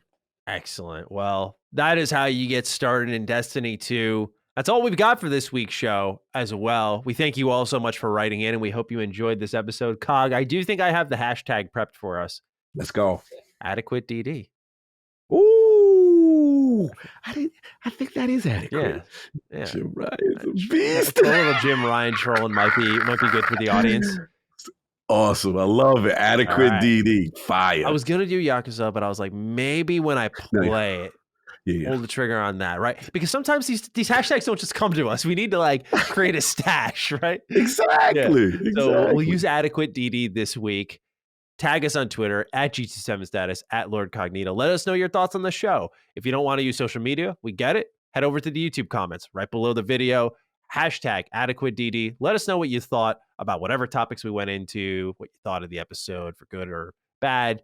Let us know. And with that, take excellent care of yourselves, and we'll see you next week for episode 89 of Defining Duke, an Xbox podcast. Peace out. Peace.